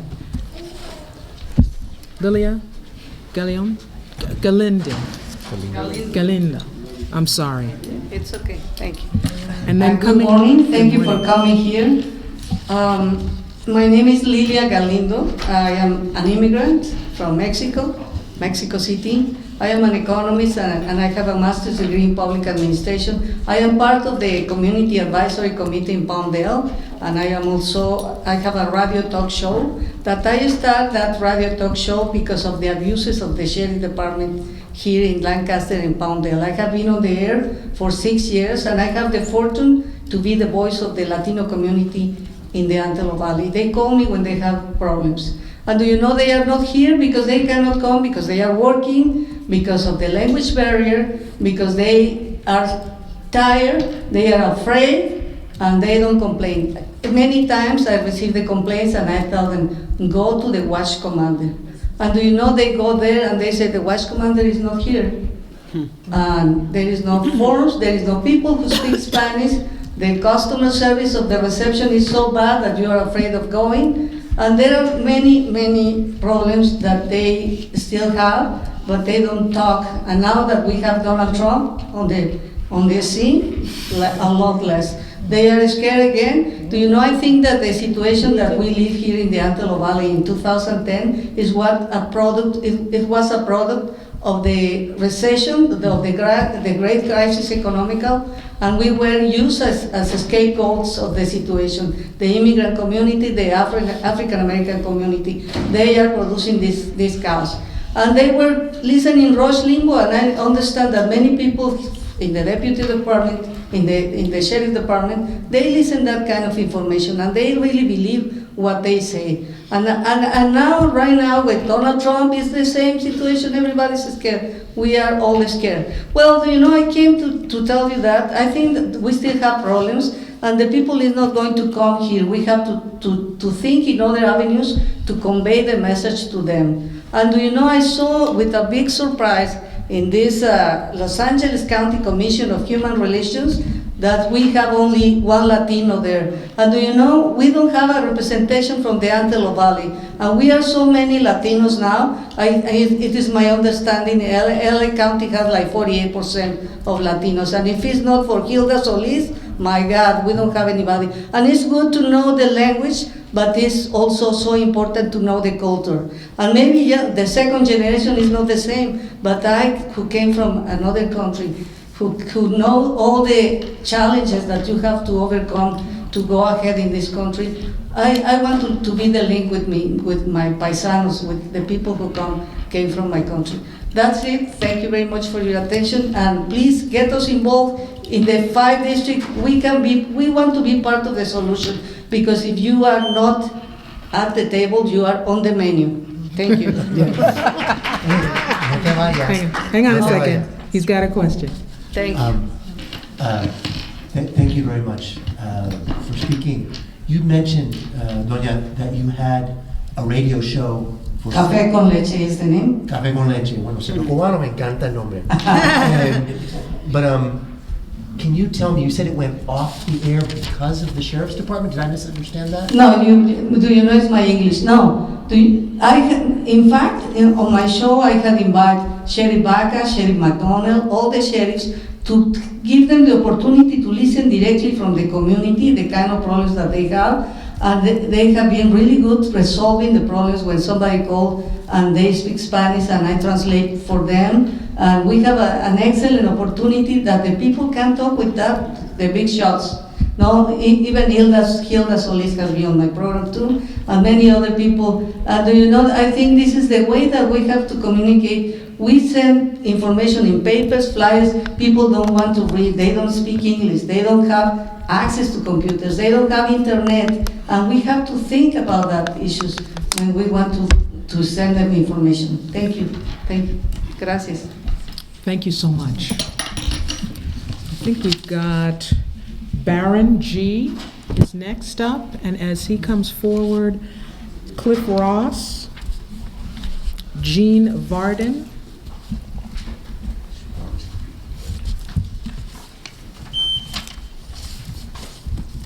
All right, greetings, ladies and gentlemen. Which one am I? Okay. Now use that one, that's what I project, yeah. All right, I'm mighty tall, I'm gonna have to, won't I? Let me turn this thing. All right. That's gotta be that spinach, bro. Yeah, you should have told my daddy that. All right, a couple things I want to speak on real quick. I'm already 30 seconds in. I would like to reiterate a couple things. One thing, man, the family of Leroy Browning came up here and spoke. I want to make sure that the point is driven home that this man was put in the back of a car without handcuffs, and he was not under arrest. And that goes directly against what the Department of Justice recommendations were in, 2013? Something like that, right? And then this man ends up dead. So protocol was broken, and this man ended up dead. So that needs to be put front and center.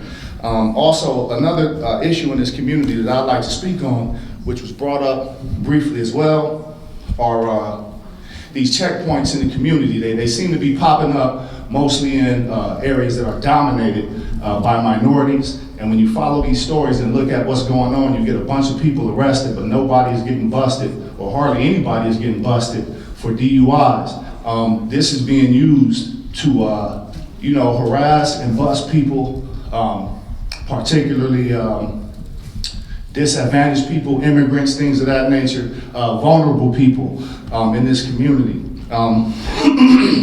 I'd also like to speak on something that went down, some police intimidation to actually shut down the march in Lake Los Angeles. Man, what month was that? When was that? That was on the 22nd of May. On the 22nd of May, a rally was supposed to be held at a park in Lake Los Angeles, and the police showed up there early, and they were deep, standing out there looking mighty intimidating. And this is a community with a large percentage of it's a large percentage of immigrants. It's predominantly Latino, and we know what time it is. With we know why they were there, trying to dissuade people and intimidate them from attending this march. I'd also like to speak on the coalition of groups.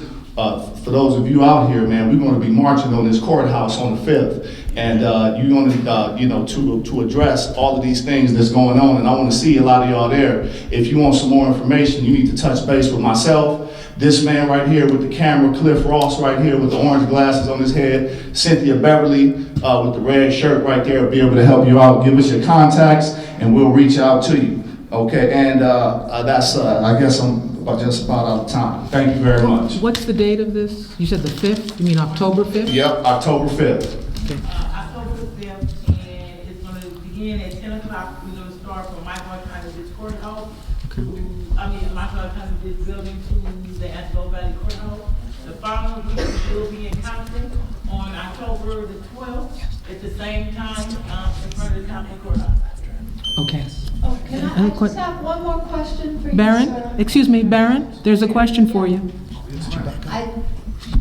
I just need a little bit of detail about the May 22nd incident where the police were intimidating folks who were trying to attend a march. Was that Lancaster or Palmdale? That was in Lake Lake Los Angeles. It's east. It's way out east of Palmdale. So that's Lancaster PD?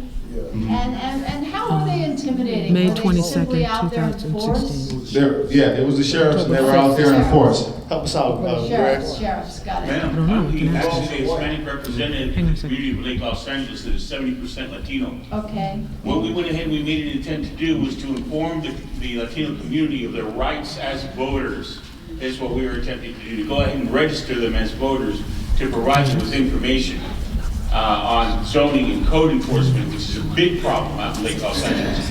And what went ahead and occurred was no less than 8 officers went ahead and showed up in the parking lot, lined up both sides, and turned away every vehicle with Latinos in it to dissuade the Hispanic community from even coming to the park, which they have been paying for the last 30 years.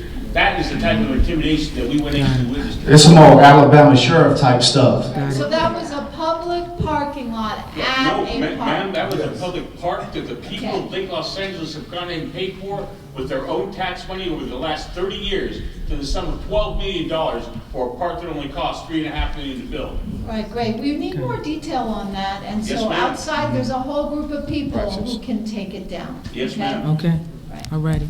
Thank you. We really appreciate it. I've got Cliff Ross, Gene Varden, and Mark Garden.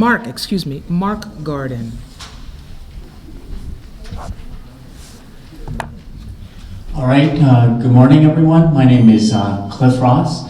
Now, the issue I wanted to touch on was something that occurs quite regularly, You know, I'm an athlete, so I like to go jogging at night, right? And the incident that occurred was I was jogging down Elizabeth Lake Road. It was about 10:30, 11 o'clock at night, right? And a police cruiser pulled me over, stopped me, and this police officer pulled a gun on me for no reason, asked me a bunch of questions. Why are you out here so late at night? You know, as if I was a suspect for some sort of crime, even though I had done nothing wrong. I was just jogging. You know, he had asked me, you know, why are you running from us? Which was a ridiculous question considering I was wearing running shoes and sweatpants. So what I was out there doing was pretty clear. You know, and this is something that's been happening has happened at least 2 or 3 times. So that's just what I wanted to make clear. Okay. Do you know which Lancaster, Palmdale? This was in Palmdale on Elizabeth Lake Road. Okay. Any? How long ago? This was about 2 months ago. Did you make a complaint? I did not make a complaint, but they had put me in handcuffs on the side of the road. They had threatened to take me down to the police station to drug test me. You know, and this hasn't happened just once. This has happened at least twice now. Great, thank you. All right, thank you. Thank you so much. Jean Varden, then Mark Garden will be coming up, and Lindy Williams. Okay. Two people than you. Okay. Okay. I'm sorry, go ahead. That's okay. My issues are not really with law enforcement directly, but more with things that are happening to families that become involved with the Department of Children and Family Services, and then kind of the whole justice system around that. Just a little history. I worked in education for over 40 years, and it just happens that I was on the founding board of ABPH, and in doing the work, and now I'm a consultant with ABPH, and in doing that work, I meet a lot of families, and we promote helping families just, you know, survive and get along better. But I hear stories, and about a year ago, I agreed to be a temporary non-relative kinship caregiver. So this was, of all the meetings I want to preface this with, over the years, both in Ventura County, Los Angeles County, I've been to lots of meetings with DCFS people, met a lot of great people. I know quite a bit about what they say their goals are for keeping families together, reuniting, and I think that's sincere.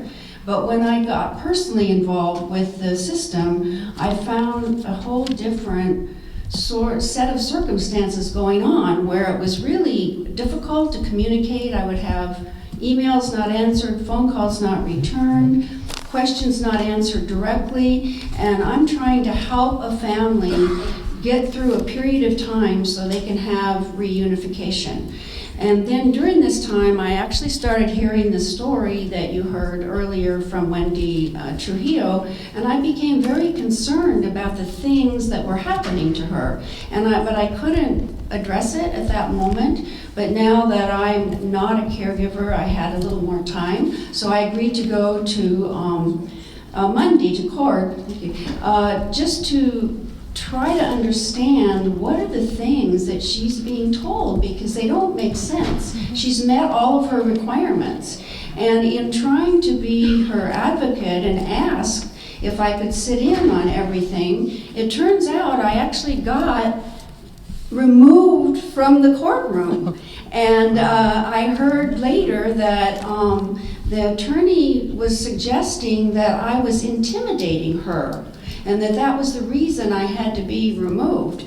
Well, I don't know if I look very intimidating, but it's the first time in my life I've ever been accused of being, intimidating someone. And so I guess my question is, I went there with an open mind, and I'm just wondering how often do other people not really get heard or listened to? And I guess that's my main issue on both sides, is Do people understand what's being said to them? And is the whole system really listening? Because I believe in family reunification. Yes, thank you. Thank you so much. We appreciate your Can testimony. I ask just a quick question? You're referring to the DCFS, the dependency court procedure. Were you in dependency court? This was the court here in Lancaster. I do want to say that with the family, I was a caregiver. I went to Monterey Park, I think, 3 or 4 times. I had very good experiences there. But this was a whole different atmosphere, and I don't know anything about what's behind it. This just happened on Monday, and I am doing some follow-up. But was it called dependency court? Yes, Yeah. dependent, okay, all right, thank you. All right, thank you very much. Mark Garden?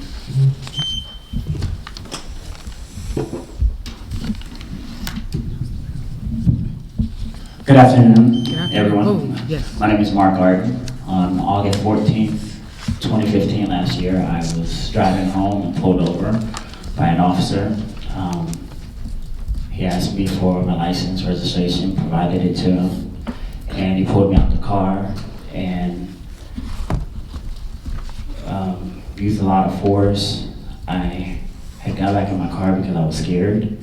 I called my mother, and he just was cussing me out. And I got out of the car and asked him, "Hey, man, what's going on?" I didn't know what was going on. Upon receiving the police report, he had lied and stated that I had ran a red light, which I never did. The pictures show that. They took me to jail, and while I was in jail, they threw paraphernalia in jail, which we have taping of it. And I've been going to court for the last year, which is shocking, because I didn't do anything wrong. He tried to say that I tried to sock him, that I was cussing at him. I was never cussed at him whatsoever. I just stated, I know I'm a young African-American male. However, I'm not out here doing anything wrong whatsoever. When I went to and got out of jail, I made a complaint. The officer there knew of this officer and said that he was racist, sexist, and arrogant, and, to take it to the top. And I've been going back and forth to court. I feel like I have everything from the pictures, and it's still not over, and I'd like it to be over. I didn't do anything wrong, and it's just extremely shocking. They made a fake DUI test of me. The timing was wrong. It's on the paper. It's just shocking. I don't know if officers need to do this for DUIs or whatever, but I've never been in trouble, and it's extremely shocking to my life. You want to ask? Go ahead. So that's why I'm here. Go ahead, ask the questions. So which police agency This was is Palmdale. This is Palmdale PD, right? And Absolutely. what was the name of the officer? John Snaringer. He's the #1 DUI officer out here. What's the last name again? Snaringer. Snaringer? I believe it's spelled SCHNERENGER. And that's where, and you find the complaint at the Palmdale? I did. And when was that complaint filed? I believe August 15th, the day after. August 15th of 2015. Yeah. And we did a pitches motion. He had several complaints on him, one from a deputy.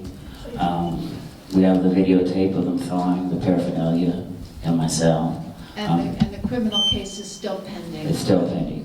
It's just shocking. Yeah, no, it's Taking time out of my life, my family's life. I'm gonna bring my mother there and family. And I showed it to many people, and they said it should have been a DA reject. And even with the fake test, it was a .005, .006. That's no alcohol. That was a fake test. And the test that I took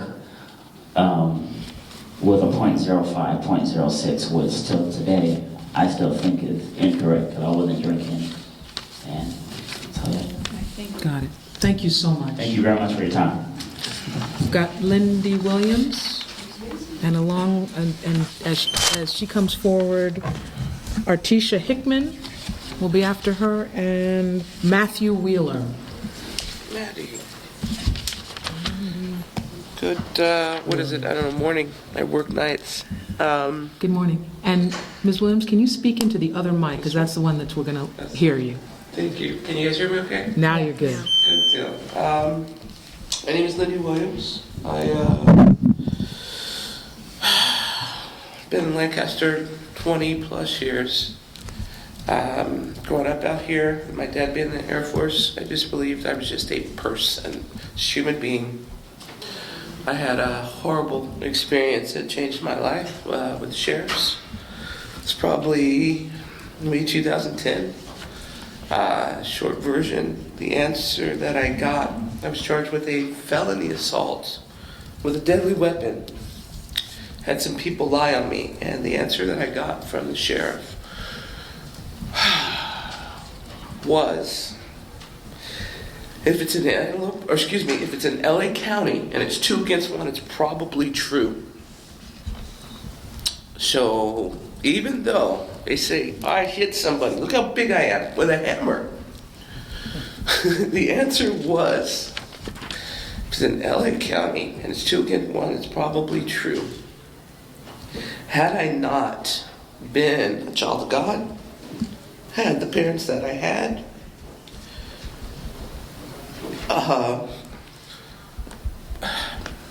because of the loss, the amount of time that the detective, who is now a sergeant, needed to file to get that taken care of. After talking to her, the answer was, well, I kind of skimmed through it. I kind of looked it over. But basically, it was, if it's LA County, it's 2 against 1, it's probably true.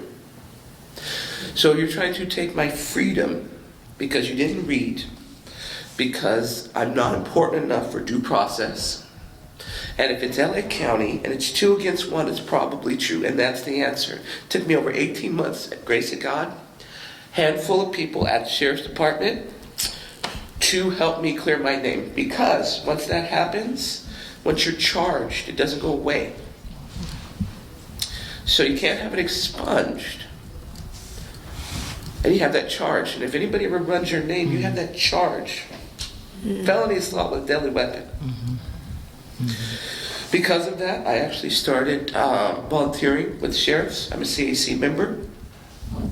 So it's a Community Advisory Committee member, because prior to that, I talked to people in my neighborhood and I said, hey guys, look what happened.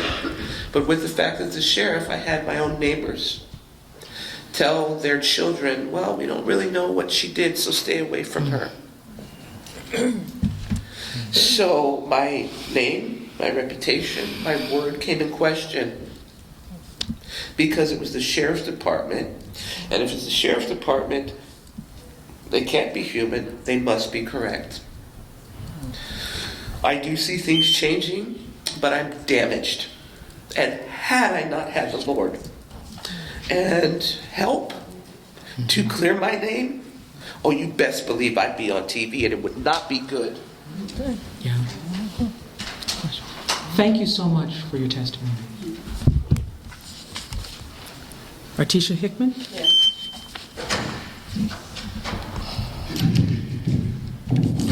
Okay, I'm Artisha Hickman. My organization is called United Undivided. I've been in Lancaster since 2007. I initiated coming up here because of the fact that my grandmother passed away. I'm already an advocate, okay, so I take LASD complaints. When I got up here, I ran an ad. I got hit so hard I had to take my ad down, okay? And I just want to touch on something too. I've been working with TCAL, the Nation of Islam, in regards to the young man who was murdered a couple of weeks ago, Will Settles, on the east side of Lancaster, and for Coronado to say that everything is okay and that we're agitators. Nothing's okay, and we're just agitated. Okay, we're not agitators, so get it correct. Okay, and I just want you guys to understand. You say that you guys put together Lancaster Community Appreciation Project. How did that man get murdered if that's the case? When you go to the west side of town and run through those buildings and walk through those buildings as an African American woman, I'm getting sweated by every cop in there. But when you go to the east side of town, Landcap's not there. They let our young children get murdered and do nothing about it. Prior to Mr. Settles being murdered in that Park Circle apartment building, made a complaint. because I seen a young man get beat up by a young man who I already know is going around the community hurting people. I called Lancaster Sheriff Department. They told me as a citizen I can't make a complaint that the victim does. Well, how does that work? Okay, because when you got gang members don't want to do snitching and stuff on each other, but you got people like us in the community willing to get the people out that's hurting our young children today, you get an officer tell me I can't report it. So what's the problem with that? I hear no comments. That's another issue I have, okay? I understand that you guys aren't from here, but it's sure obvious and crazy to me that I don't see a Lancaster officer sitting at your table to address what I'm speaking about. Okay? So, my question is, what is Lancaster Impact for? What are they doing for our community? Okay? We are forming 10,000 Fearless AV through the Nation of Islam. We're getting together our community, fearless members, ex-gang members, drug dealers, killers, and everything to address issues that you guys are failing to do so. Hello? Well, Robin, maybe you want to. Yeah, maybe you want to address it. I want to know, what is Lancaster here for? When are they going to come to the east side of town? After Will Settles got murdered, I asked them, well, could you guys at least put a car over there and park it? No one could answer that. How can an officer tell me that as a citizen I can't report somebody getting beat up in my neighborhood? This guy was beat so bad, he laid on the floor with a black eye. I'm crying like I don't know what. As an advocate, it hurts me to walk out and see this. I'm 42 years old. Okay? The children that are being murdered are children from my community that I can be a mother to. So understand that you are not from my community. So how could you sit up here and say how we feel that we're agitators? No, we're agitated.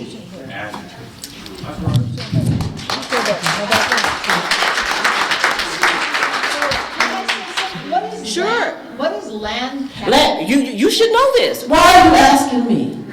This is something that you should know. Landcap, can somebody help me? Who's Landcap? Is the sheriff department, is there a sheriff in here? Lancaster Community Appreciation Project. There's a captain. Tell us what they're supposed to do. What do Landcap supposed to do? That's not us. That's not us. That has nothing to do with us. What do Lancaster supposed to be? We're talking about policing in our community. These are the police in our community. That has nothing to do with I'm on subject. That doesn't have anything to do with us. So, we're the Human Relations Commission. Okay, it's human relations. So the issue for you, one big issue, is you're not allowed as a citizen To make a report. When I see my own people trying to kill each other. So you know what, we're going to address that, and when we have our final hearing, it's going to be law enforcement facing off or talking to civil rights lawyers, community advocates, and organizers like you, where you can ask those questions. Okay, and then one more thing, just to get out of here. Okay. You guys take this young man's information, him, the guy who just spoke about being set up by the officers. Yes. He has only obvious information, but your district attorney is still filing a case against him? Are you serious? Yeah. Come on! All right, What is wrong with Can that? I say something? What, you want me to? That sounded outrageous. It did, but welcome to America for us. We go through this on a daily basis, and no one is there to make it happen. Okay? I got people right now sitting in jail for things that they didn't do. You guys just prosecuted a mental health patient, gave him 13 years. A mental health patient. Welcome to our side of the world, okay? You guys can sit there with your high job and not respond, take the information and act like you're going to follow up with it, but let me see your follow-up. But guess what's going to come from me? Because I'm taking the complaints from my community along with every other organization that will walk with me. Because y'all ain't going to do it. Take this information all I want to. Let me see what y'all do. Mark, let me know if they settle it. And watch. If they don't, you come to me, and I'm going to take your complaint, and we're going to follow up with it. Yes. Real talk. Any questions for me so I can go? I already said what I have to say. Any questions for me? Are there questions? I say thank you. You're welcome. And I don't want no sheriff at my door setting me up. Be advised that my house is under surveillance, audio and video. Okay, thank you very much. Matthew Wheeler? And then after him, I have Viana Friss and Juan Blanco. Good afternoon, my name is Matthew Wheeler, and I want to first and foremost say that I stand in solidarity with my sister Artesia, with 10,000 Fearless in the Antelope Valley, as well as the Antelope Valley People's Coalition.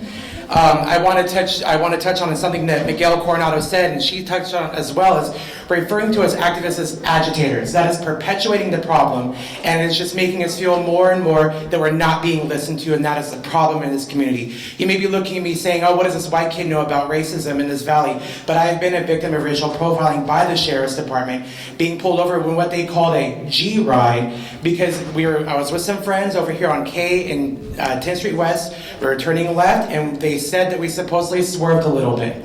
The car that we were in was a late model 80s Chrysler New Yorker. And they take every single one of us out of the car, they search us, demoralize us. It is December. I don't know if you guys, clearly you guys aren't from here, but it gets very cold up here in December, and I'm sitting on the street corner, demoralized with everything, not even doing anything, not even driving the car. And as I'm getting back in the car, the officer says, tell your friend to get rid of the G ride. What exactly is that supposed to mean?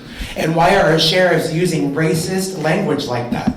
Because you thought that it was a late model New Yorker Chrysler, that it was a car full of black men that you're going to be able to arrest and perpetuate the systemic racism that is in this valley. I may have the complexion for the protection, but I see my brown brothers and sisters being demoralized and marginalized by the Sheriff's Department out here, and they do not feel that they have a voice. That is why when Miguel Coronado comes up here and says that they have a thing that we can go to, I have lived in this valley since 1989, and I have never known that there is an organization that I can go to complain about the Sheriff's Department out here. So what are they talking about when they're saying that things are changing? Because I don't see it. Anybody that's serving our tyrannical mayor is looking at this community through rose-colored glasses. They're not sitting there, and they're not in the community, and they're not seeing what is affecting the people in this community. We are a marginalized community, we're a low-income community, and people from LA don't understand what we go through up here. And we need to see some action. And just so Mr. Coronado knows, there are organizations that are being put together as we speak to hold them accountable, because we are sick and tired of the way that they are treating us. We are sick and tired of the mass incarceration of black and brown people. We are sick and tired of the pipeline from schools to prison. We are sick and tired, and we are going to start holding them accountable, and they need to wake up. They need to wake up, and they need to start serving our communities, because we're sick and tired of it. And that's what I gotta say. Thank you. Thank you so much. I appreciate what you got to say. Thank you. Vienna first? No? Vienna? Oh, okay, here you come. And then Juan Blanco? And... I'm Vienna Friss. I've lived out here since 1947. I came here as a 5-year-old, and I was watering the little trees out there and living in a garage house, and we had an outhouse. And we had loving, kind people. I went through the school system. I just want to give you some background about here. But we did have sundown laws. In the 1940s, the Dust Bowl moved out here. Most of the people in this town are farmers from the Midwest. We had those sundowner laws. I had one Asian fellow in my brother's high school. He still comes to the old timers reunion, and he's the only Asian in this whole valley. And I speak to him every time because he knew my brother. This place is filled with racism. The bus service is racist. The bus service to the county offices where the poor are and the Antelope Valley court system is one every hour. It's been like that for 30 years. I've sat here and saying, why is it 1 hour when all the other buses are every half hour? I sit here and they're trying to kill us on that bus. I just took them to small claims court because I fell off the ramp. They're not maintaining the ramp. I lost my case. They won't even pay for my doctor bills for my broken foot.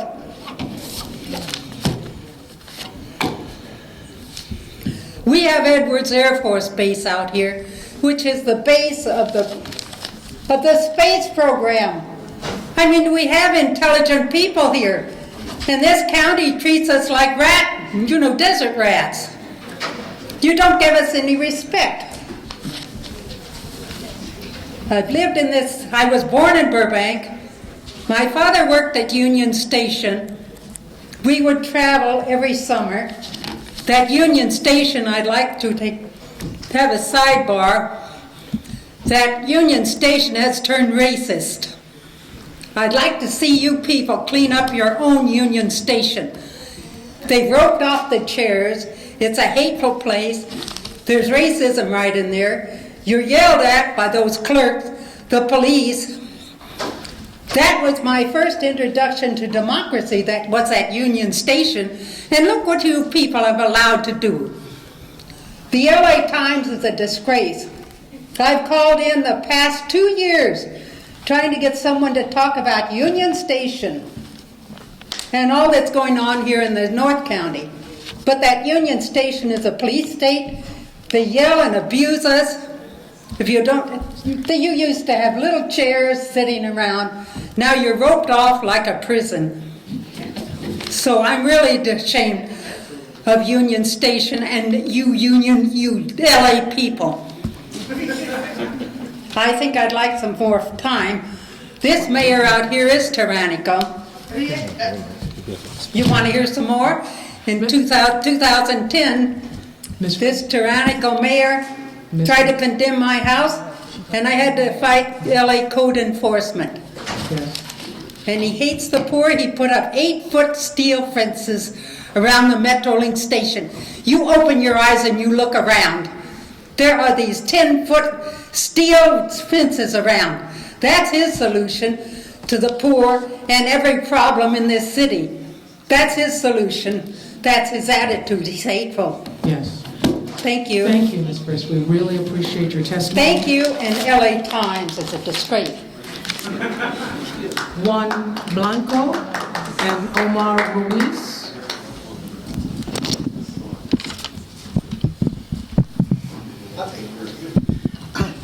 Good afternoon, everyone. My name is Juan Blanco. Firstly, I'm a Palmdale resident. Hello, Sandra. How you doing? How you doing, my dear? Well. Okay, so some of you folks may know me. I want to say thank you to my good friend because he's. I'm drawing a blank all of a sudden. This is something that's long overdue. I just wanted to speak quickly on commissioners. Good afternoon. I want to speak quickly on authority. I know you guys are here. I know you're listening.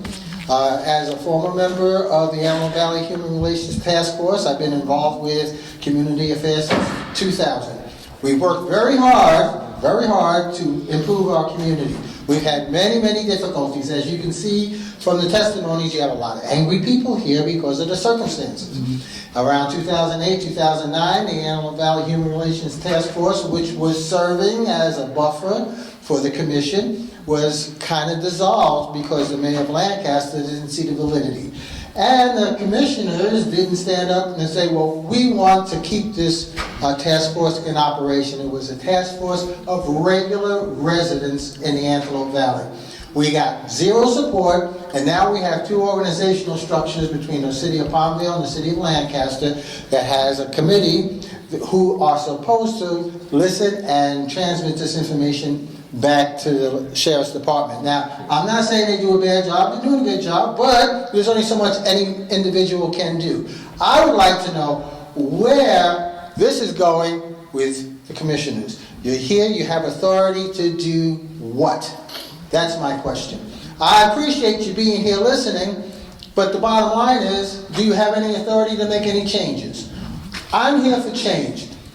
We have the sheriff's captain from Lancaster here. He's here to listen because he's made a commitment to help make change here. But he can't make change alone. He needs help. We need help. Are you here to help us, or are you here as eye candy? That's my question. So you may have questions of me because I've been doing this for a really long time, or you may not. You may want me to go sit down and be quiet. But I want to know what your plan is for being here, and what do you plan to do to help us make a difference, a positive difference in this community. My question to you. Got it. And what I want to do, because we still have more people to speak, and we do have a time limit on the space, is to go through the other speakers, and we may have some time maybe at the end, and certainly as we break, it would be fine for us to talk a little bit more informally. But right now, our purpose is to really hear from you.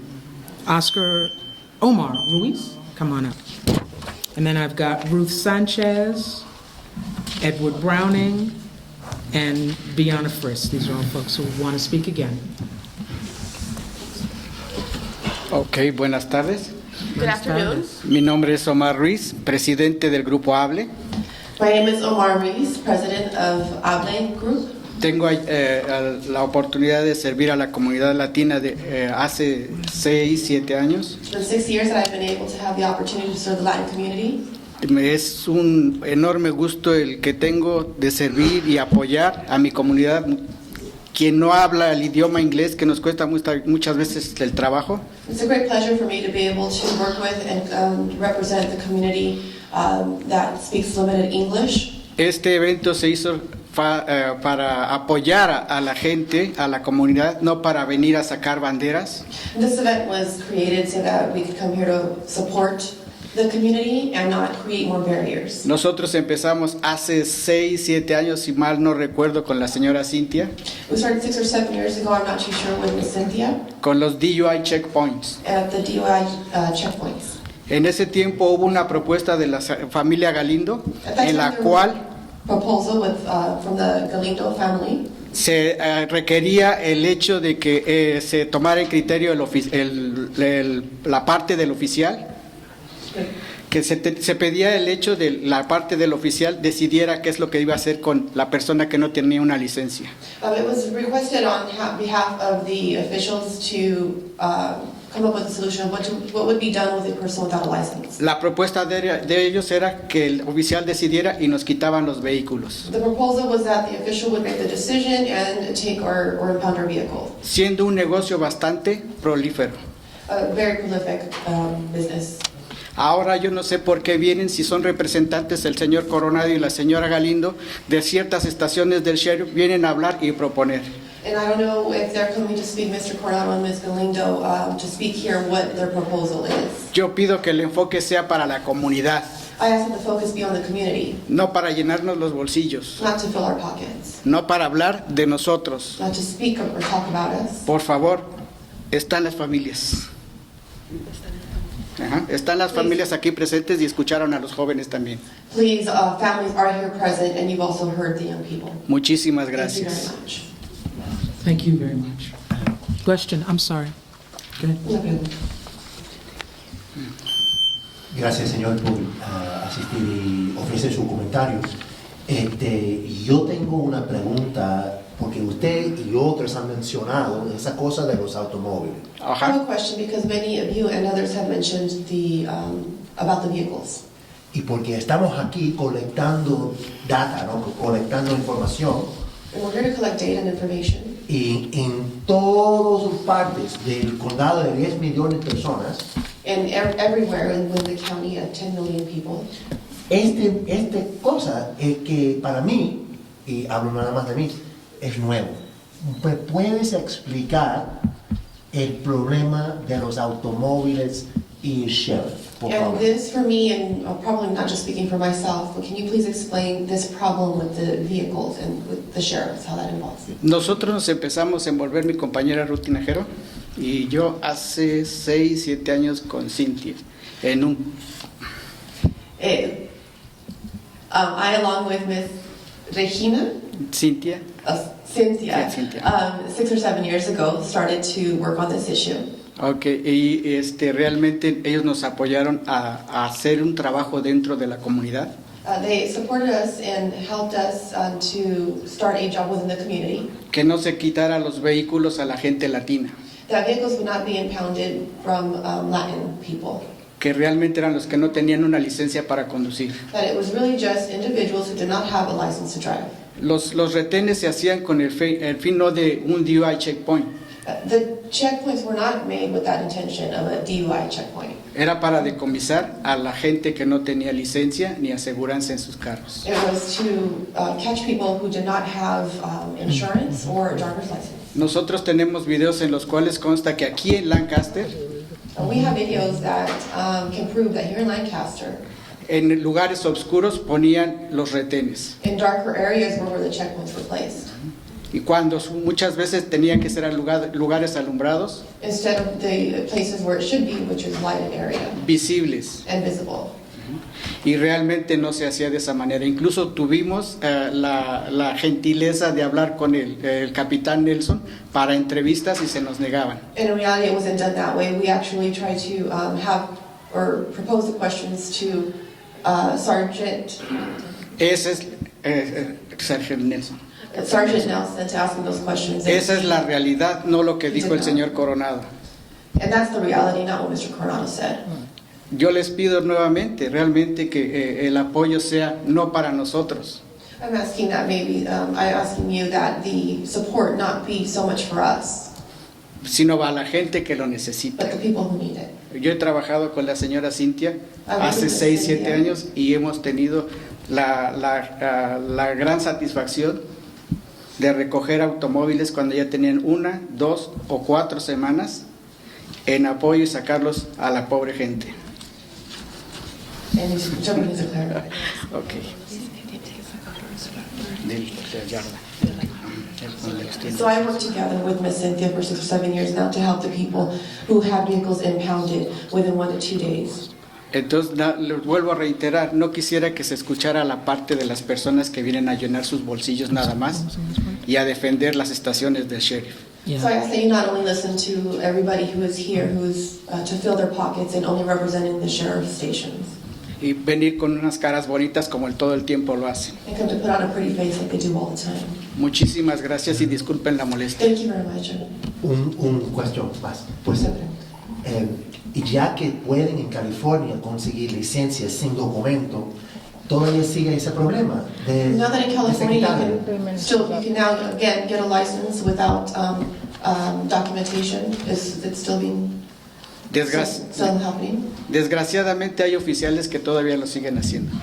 Unfortunately, there are officials or officers who are still doing it.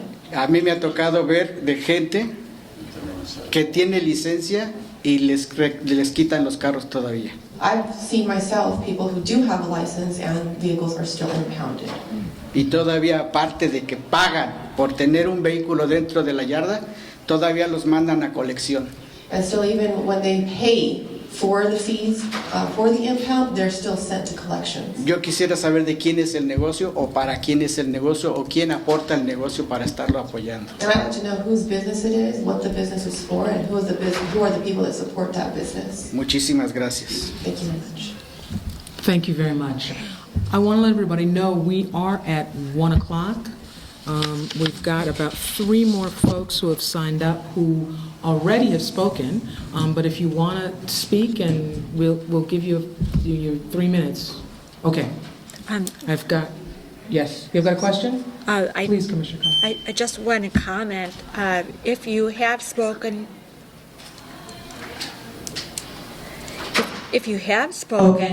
or have more things to say, or haven't had a chance to, please see our staff and they'll help you write out what you want to communicate. Okay. So I've got Ruth Sanchez, Edward Browning, and Viana Friss. I'm sorry. Edward Browning left, but he said I could have that slot. Is that all right? Yes. Thank you. Hello again. I want to go ahead and piggyback what my partner Omar Reese had stated within regards to the car confiscation is still existing in the Antelope Valley. Even though they do have the driver's license, there's still a process. The DNV, if you had a driver's license prior to 1991, then they want you to go ahead and bring that driver's license number, and then you go through a second hearing with them. So it is people that are still waiting 6 to 8 months and still not able to get those licenses, even though they already had gotten to the written test and the driving test, they don't have those driver's license.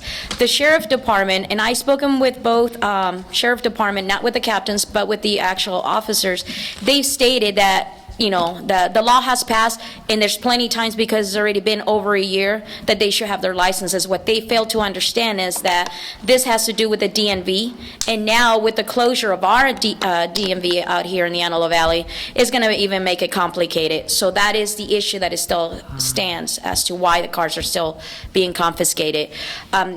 It is true, both sheriff's department conduct every other week a DUI checkpoint, and they're all mainly done on the east side, which we know is the lower income families.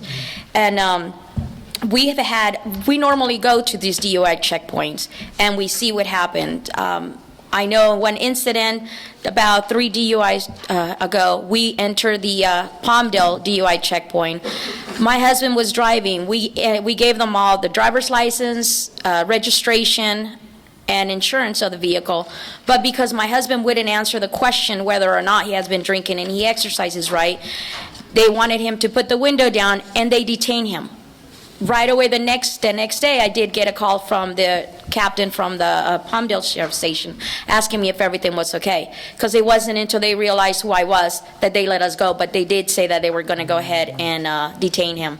Now, my other issue that I want to go ahead and bring up very briefly is Mr. Coronado spoke on the issue that the activists out here were nothing but trouble or problems. However, that is not the case. There is the community advisory. That is true. And we have 2 individuals one from Lancaster, no, I believe both from Lancaster, nobody from Palmdale. However, these individuals are friends with the same people that are the problems, which is the sheriff department. And Mr. Coronado in the past has made statements in Spanish and then different in English. The community does not trust them, and that is the reason why they won't go to them. And they need to realize, if we are able to bring all these testimonies out here, it's because we actually work in the community, for the community. And if they don't get the statements, it's because there is no trust. Because the fact is that they're out there, you know, holding hands with the same people that we're having problems with. Thank you. Thank you. Let me tell you our situation, folks. We don't have our audio recording anymore, and we're going to lose our child care as well. We'll listen for a minute or so if you still want to speak, because we're still all ears, but that is our situation at 1 o'clock, that we can't record it anymore, because that's as far That's as fine for me. I just have 2 things, because I know you guys are the commission and it's important. Can they submit written statements? Absolutely, they can submit written statements. Go ahead. My daughter was driving her car to work. Oh, I'm sorry. Tell me your name again. My name is Selena Coleman. All right. Okay. My daughter was driving my car to work. Her license had been suspended. I didn't know, but she also had a licensed driver in the car with her when she was pulled over.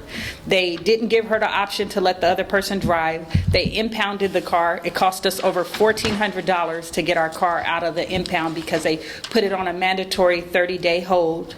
And then I want to speak about the LA County jail reform.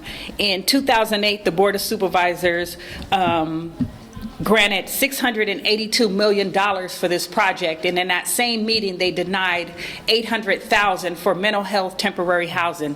To me, our money is going in the wrong places. Currently it's $3.7 billion to redo the LA County jail system. Instead of putting this money into the jail system, we need to look at, if not all of it, some of it, into our kids, into schools, our after-school program. It cost me $845 for my niece to participate in cheer. Lucky me and my husband both are LA County employees. But when we were on public assistance and we had 6 kids in our home, 3 of our own and 2 nephews and a niece, we couldn't afford that. We had to do fundraisers and that type of stuff. And when you're trying to put kids in sports or activities to keep them out of trouble, it's not fair to the poor, you know. And it's sad when you go to school that the programs that should be paid for by schools with all this funding we supposedly have for our schools, that they can't participate because they're financially not capable. And so as the commission and the sheriffs, I just hope you guys have the authority to have some of this money, or at least the influence to our Board of Supervisors, so some of this money can go to our youth, because it's very much needed, and especially out here. I do a radio show, and we ask people all the time, what programs do they have for the kids? And 75 to 80% don't know about any free programs. And even our Parks and Rec charge for their little programs. If it's $25 or $50 and you living off of $600 or $540 or $660 a month, how can you even afford $25 for your kids to have a curriculum? And I say that because I am in social services, and I know that when they're on public assistance, the money is so short. And so, thank you guys for your time again. Just a quick question. Yes. Your daughter, when she was driving the car, and there was a licensed driver available to drive the car, but still the car was put on a 30-day hold, what law enforcement agency was That it? was Lancaster Sheriffs. All right, thank you. Thank you. Thanks very much. So we've got two new speakers, Jason Zink and Ana Luz Garcia, who I'd like to give an opportunity. And because I think we're way past 1, I'm going to ask you to try to keep your comments brief, like 1 minute. I could do that. Okay, good. Sure. Jason Zink. I have a couple complaints here. Keeping people in the back of police cars too long. You're talking 2 hours sometimes, and you're not even involved in the incident at all. You know, somebody might be, a friend of yours you go to the store with, he gets in trouble and stuff, but you're an innocent guy, be a good, law-abiding citizen, and because you're with him and that happens, but you had nothing to do with it, and he has a record, why should I have to be in the police car for 2 hours when I have to go to the bathroom? You know what I'm saying? It's like, it's not right. Lancaster or Palmdale? That happened in Lancaster. Okay. Also, my friend got pulled over, and he had a marijuana card and a bag of pot, and so the cops confiscated it. And the next day, I told him. He says, "Yeah, the cops stole my bag of pot." And I says, "Well, you got a medical marijuana card. Why did they take it?" I says, "Call the sheriff's department. I'm gonna call them right now and find out where your bag of pot is." So I called him, and they had no record that he had ever been pulled over or anything. So what happened to that bag of pot? You know? They smoked it, huh? Sound like to me. The other thing was, I was just driving along the other day, and the sheriff car just pulls up next to this black guy. He's just walking down with the black bag on his back, and the cop says, "Hey, what are you doing? What do you got in that bag?" Like that. I was like, "What?" I was like, wow, that's harassment, in my opinion. I've never been stopped like that in my whole life. So that's another thing. Thank you. The other thing I want to mention is we're tired of our people being shipped down to the central jail in LA. Because when we're shipped down there, they lose all their personal belongings because they come back to court up here, and then they let them out up here. So you got your personal belongings down in there. Plus, when they let you out, how are you going to get back up? So it puts a hardship on the people up in Antelope Valley. I want a central jail built next to the courthouse where people can be stationed there. They can talk to their lawyer. I mean, this is a joke what's happening. You go to court and you get to talk 30 seconds to your attorney. How do you defend yourself? It's not right. We want our own central jail here in the Antelope Valley. Okay. All right. Thank you so much for your time. I've got Ana Luz Garcia. Sorry about that, about my English is not okay. I'm here because my son have car accident on December 5th in the 90th Street in Cape West. The car was total damage. The boat driver passed away. No witness, no people around there. But the car supposed to be total damage in the front. But the back side, the TV and the newspaper show this picture. The back car is perfect condition. but the impound Sierra Highway abuse, forced the back part, stole money, and break the safety bag for my son. It's easy to see how force with a metal, look at that. In the same place is the computer, and the computer is in perfect condition. Here, my son have money and have the gun because he worked as security guard in the social security. And the person stole money and everything doesn't touch the gun. When I'm being there, a month later, I call the police to come to pick up the gun because the gun is not for my son. It's part with the uniform, and somebody has to return to the company. But when I ask to the impound who was the person to abuse, to open my son's car, nobody. And I go to ask to the police, help me, and refuse. He say, remember how you son, when your son live with you. I like to see the picture. I like to listen somebody how they found my son. I don't have time to say goodbye. And it's great to listen who is the person to call the police. But they refuse. They say it's not allowed to give it to me the phone number for the person call. Why? It's because the police and the ambulance make mistake. They can go in the correct side. He go to opposite side, to the west side, and the accident happened in the east side. And supposedly 20 minutes later, they be in there. When I go by myself. And when I ask to the department, the fire, or the Red Cross, whatever you call, I'm in the correct place, and I ask, and they say, the person in charge is not in the moment in the building. I be in there next time. The person in the charge is in the vacation. Anyway, and this time I go a month ago and say, why you come and this time is too late? Oh my God, it's very frustrated. Somebody has to help me. Yes. Please. Yes. Thank you very much. We do have folks outside who can talk to you more specifically about taking down a complaint. So please talk with them, okay? The one I like to, I'm so sorry about that. The one I like to say, it's because the poor person is Hispanic. Yes. All the time is accident, God knew. But if it's American, oh no, has to investigate. Yes. Nobody give me my somebody because supposed they do the autopsy. Yeah. But autopsy never do it. Why? I got it. Please Thank you. help me. You're welcome. We'll do our best. Could we just ask, what police department was this? In Lancaster, the one is in Sierra Highway. All right. Thank you so much. We really appreciate I have the name, the person in charge. Yes, so we're gonna, yeah. She's gonna take down the information with Commissioner. Yeah. What?